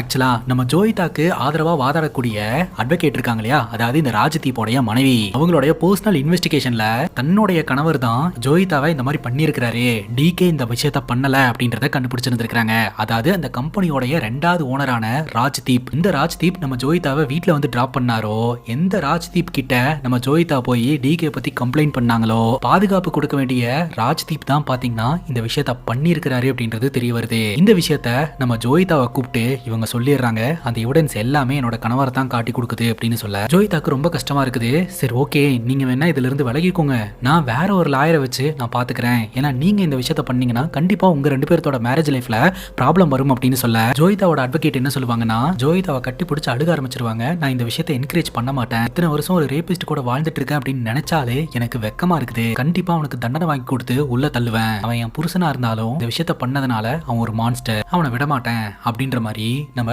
ஜோயிதாவை கட்டி பிடிச்சிட்டு அழுகுறாங்க. அங்க கட் பண்ணா இந்த கோர்ட் சீனுக்கு வருது. ராஜதீப்பை கூண்ல நிப்பாட்ட வச்சிருப்பாங்க. ஆப்போசிட் கூண்ல பாத்தீங்கன்னா நம்ம ஜோயிதா நின்னுட்டு இருப்பாங்க. ஜோயிதா ரொம்ப ஸ்ட்ராங்கா சொல்லுவாங்க, அன்னைக்கு ராத்திரி நடந்த இன்சிடென்ட்ல எனக்கு ஞாபகம் இருக்க எல்லா விஷயத்தையுமே சொல்றேன் அப்படின்னு சொல்லிட்டு வாஷ்ரூம் யூஸ் பண்றதுக்காக உள்ள போகும்போது வாஷ்ரூம்குள்ள இருந்து யாரோ ஒருத்தங்க தள்ளி விட்டு இருந்திருக்காங்க. அப்படி தள்ளி விடும்போது ஜோயிதாவோட மொபைல் கீழே விழுந்து பயங்கரமா டேமேஜ் ஆயிருந்திருக்குது. அந்த மொபைல் ஆன் ஆகவே இல்ல. தள்ளி விட்ட அந்த மர்ம நபர் பாத்தீங்கன்னா கையில கோல்டு கலர் ரிங்க வியர் பண்ணியிருந்தாரு. அந்த மர்ம நபர் அடிச்சிருந்த பர்ஃபியூம் ஸ்மெல்லு பிராண்டு எல்லாமே எனக்கு ஞாபகம் இருக்கு அப்படின்னு சொல்லிட்டு அது எல்லாத்தையுமே சொல்றாங்க. அது மட்டும் இல்லாம அந்த நபர் யூஸ் பண்ண அந்த லைட்டர் ஒன்ஸ் ஆன் பண்ண உடனே அதுல இருந்து டிஃபால்ட்டா ஒரு டியூன் ஒன்னு வருங்க. அந்த டியூன் நம்ம வழக்கமா கேட்ட டியூன் தான். அந்த பர்டிகுலர் லைட்டரை யூஸ் பண்ணிட்டு இருக்கக்கூடிய நபர் யாருன்னா ராஜ்தீப் தான். அது மட்டும் இல்லாம சிசிடிவி கேமரா செக் பண்ணி பார்க்கும்போது ராஜ்தீப் முன்னாடியே பார்ட்டி நடக்கிற இடத்துல இருந்து கிளம்பிட்டாரு அப்படின்ற மாதிரி தான் ரெக்கார்ட் எவிடன்ஸ் இருக்கும். பட் உண்மை என்ன அப்படின்னா அந்த ரெக்கார்ட் எவிடன்ஸை இவர் டேம்பர் பண்ணி வச்சிருக்காருங்க. இவர் அந்த இடத்துல இருந்து கிளம்பி போனதுக்கு அப்புறம் ரிட்டன் வந்து இந்த சம்பவத்தை பண்ணி இருந்திருப்பாருங்க. ஆனா ரிட்டன் வந்து இந்த சம்பவத்தை பண்ணிட்டு வெளியில போனதை எல்லாத்தையுமே டெலீட் பண்ணிட்டு அந்த டைம்ல ஒரு எம்டி லேயரை ஆட் பண்ணி வச்சிருந்திருப்பாருங்க. இவர் இல்லாத டைம்ல அந்த இடத்துல ரெக்கார்ட் ஆயிருந்திருக்கும் இல்லையா, சோ அந்த ரெக்கார்டட் ஃபுட்டேஜ் திரும்பவும் அந்த இடத்துக்கு வர மாதிரி பண்ணி வச்சிருந்திருப்பாரு. சோ அதுல இருந்து கட் பண்ண ஃபுட்டேஜ் பாத்தீங்கன்னா போலீஸ்க்கு கிடைச்சிருந்திருக்கும். அந்த ஃபுட்டேஜ் தான் பாத்தீங்கன்னா அந்த பெண் அதிகாரி நம்ம அட்வொகேட் கிட்ட கொண்டாந்து கொடுத்திருந்திருப்பாங்க. ராஜ்தீப் அங்க இருக்கக்கூடிய கண்ட்ரோல் ரூம்ல உட்காந்து கட் பண்ணி எடிட் பண்ணி டேம்பர் பண்ணி இருக்காரு. அப்படி இருக்கும்போது போலீஸோட விசாரணையில இது எப்படி மாட்டும் அப்படின்னு கேட்டீங்கன்னா ரெக்கார்ட் ஆகக்கூடிய ஃபுட்டேஜஸ் எல்லாமே பாத்தீங்கன்னா அங்க இருக்கக்கூடிய கம்ப்யூட்டர்லயும் அதே சமயம் கிளவுட் ஸ்டோரேஜ்லயும் சேவ் ஆகுங்க. இன்னைக்கு ராத்திரி ஃபுட்டேஜ் பாத்தீங்கன்னா அங்கிருந்த கம்ப்யூட்டர்ல இருந்து எடுத்திருந்திருக்காங்க, கிளவுட் ஸ்டோரேஜ்ல இருந்த ஃபைலையும் எடுத்து செக் பண்ணி இருந்திருக்காங்க. சோ 2 ஃபுட்டேஜுக்கும் டிஃபரெண்ட் இருக்கு அப்படின்றத அவங்க கண்டுபிடிச்சிட்டாங்க. அது மட்டும் இல்லாம இவங்க அட்வொகேட்டா இல்லாம அந்த நபரோடைய மனைவியா ஒரு இன்ஃபர்மேஷனை சொல்றாங்க. அந்த இன்சிடென்ட்ல ஈடுபட்ட நபர் வந்து பர்பிள் கலர் மற்றும் ப்ளூ கலர் ட்ரெஸ் எல்லாம் வியர் பண்ணியிருந்ததா வந்து சொல்லியிருந்தாங்க. சோ அன்னைக்கு பார்ட்டிக்கு இவர் போகும்போது அந்த கலர் ட்ரெஸ் போட்டு போயிருந்தாரு. இதை வச்சு பார்க்கும்போது என்னுடைய கணவரான ராஜ்தீப் தான் ஜோய் கிட்ட அத்துமீறல ஈடுபட்டதா வந்து இவங்க சொல்றாங்க. இதை சொல்லிட்டு பயங்கரமா அழுகுறாங்க. உடனே அந்த கூண்ட்ல இருந்து வந்து நம்ம ஜோய் வந்து அட்வொகேட்டா சமாதானப்படுத்துறாங்க. இப்ப விசாரணை கூண்டுல நின்னுட்டு இருக்கக்கூடிய இந்த ராஜ்தீப் வந்து உண்மையை ஒத்துக்கிறாருங்க. எதனால இதை பண்ணாரு அப்படின்னு கேட்டா, ஒரு பக்கம் இந்த டிகே பாத்தீங்கன்னா பயங்கரமா ஃப்ளோட் பண்ணிக்கிட்டு இருப்பாருங்க. அதே சமயம் ஜோயை புகழ்ந்தும் பேசிக்கிட்டு இருப்பாரு. ஆக்சுவலா ஜோய்க்கு இருக்கக்கூடிய டேலண்ட் ராஜ்தீப்புக்கு சுத்தமா கிடையாதுங்க. என்னதான் ராஜ்தீப் இந்த கம்பெனியோட ஒன் ஆஃப் த பார்ட்னரா இருந்தா கூட ஜோய் போடுற எஃபர்ட்டை ராஜ்தீப் போட மாட்டாருங்க. அதனால டிகே ஒரு முறை சொல்லி இருந்திருப்பாரு, உன்னை இந்த கம்பெனியோட பார்ட்னரா வச்சதுக்கு பேசாம ஜோயை நான் பார்ட்னரா வச்சு நாங்க 2 பேரும் சேர்ந்து பிசினஸ் பண்ணியிருந்தா எல்லாரும் பயங்கரமா வளர்ந்துருக்கலாம் அப்படின்னு சொல்லி இருந்திருப்பாருங்க. இதை கேட்டு ராஜ்தீப் ஃபர்ஸ்ட் சிரிச்சுட்டு வந்துருவாரு. எங்க இது உண்மையாலுமே நடந்துருமோ அப்படின்ற பயத்துல பிசிக்கல் ஹிமிலேஷன் பண்ணணும் அப்படின்னு சொல்லிட்டு இப்படி ஒரு விஷயத்த பண்ணிட்டு தான் சொல்றாருங்க. நான் உன்னை பார்ட்னரா வச்சுக்க மாட்டேன், நீ எப்படா திங்க் பண்ணலாம் அப்படின்ற மாதிரி டிகே ஃபீல் பண்றாரு. ராஜ்தீப் எல்லா உண்மையுமே சொல்லிடுறாருங்க. ஆக்சுவலா அன்னைக்கு ட்ரிங்கை ஃபிக்ஸ் பண்ணது டிகே தான். ஆனா அந்த ட்ரிங்க்ல மருந்து கலந்தது ராஜ்தீப். வாஷ்ரூம் வரைக்கும் கொண்டு போய் விட்டது டிகே தான். வாஷ்ரூமுக்கு வெளியில வச்சு டிகேவை அட்டாக் பண்ணி அன்கான்சியஸ் ஆக்குனது இந்த ராஜ்தீப். எல்லா உண்மையுமே அவரே ஒத்துக்கிட்டதுனால ஜட்ஜ் பாத்தீங்கன்னா அவருக்கான தண்டனையை வழங்குறாங்க. இந்த கோர்ட் வந்து கலையுது. இந்த கோர்ட்டை விட்டு எல்லாருமே வெளியில போகும்போது அந்த எதிர்த்தரப்பு லாயர் இருக்கிறார் இல்லையா, அவரு நம்ம ஜோயோட அட்வொகேட் கிட்ட ஆல் தி பெஸ்ட்மா நல்லா இரு அப்படின்ற மாதிரி சொல்லிட்டு அங்கிருந்து கிளம்புறாரு. இப்ப நம்ம ஜோயி கிட்ட டிகே வந்துட்டு உங்ககிட்ட இந்த மாதிரிலாம் இது வரைக்கும் நடந்ததுக்கு என்ன மன்னிச்சிரு அப்படின்ற மாதிரி சொல்லிட்டு அங்கிருந்து போயிடுறாருங்க. இப்ப ஜோய்க்கான நியாயம் கிடைச்சிருச்சுங்க. ஆனா ஜோய்க்கான நியாயத்தை வாங்கி கொடுத்த அட்வொகேட்டோடைய வாழ்க்கை அந்த கோர்ட் ரூம்குள்ளேயே உட்காந்து ஜோயோட அட்வொகேட் அழுதுகிட்டு இருப்பாங்க. அந்த கோர்ட்டை விட்டு எல்லாருமே வெளியில போவாங்க. அப்படியே படத்தை கம்ப்ளீட் பண்றாங்க. இந்த படத்தை பத்தி நீங்க என்ன நினைக்கிறீங்க அப்படின்னு உங்களுடைய கருத்தை கமெண்ட் செக்ஷன்ல பதிவு பண்ணுங்க. அண்ட் இதே மாதிரி வேற எதனா படத்தை பத்தி பேசணும் அப்படின்னு நினைச்சா படத்தோட பேரை கமெண்ட் செக்ஷன்ல சொல்லுங்க. இதே மாதிரி வேற ஒரு நல்ல வீடியோல வந்து சந்திக்கிறேன். Love you guys, take care and cheers.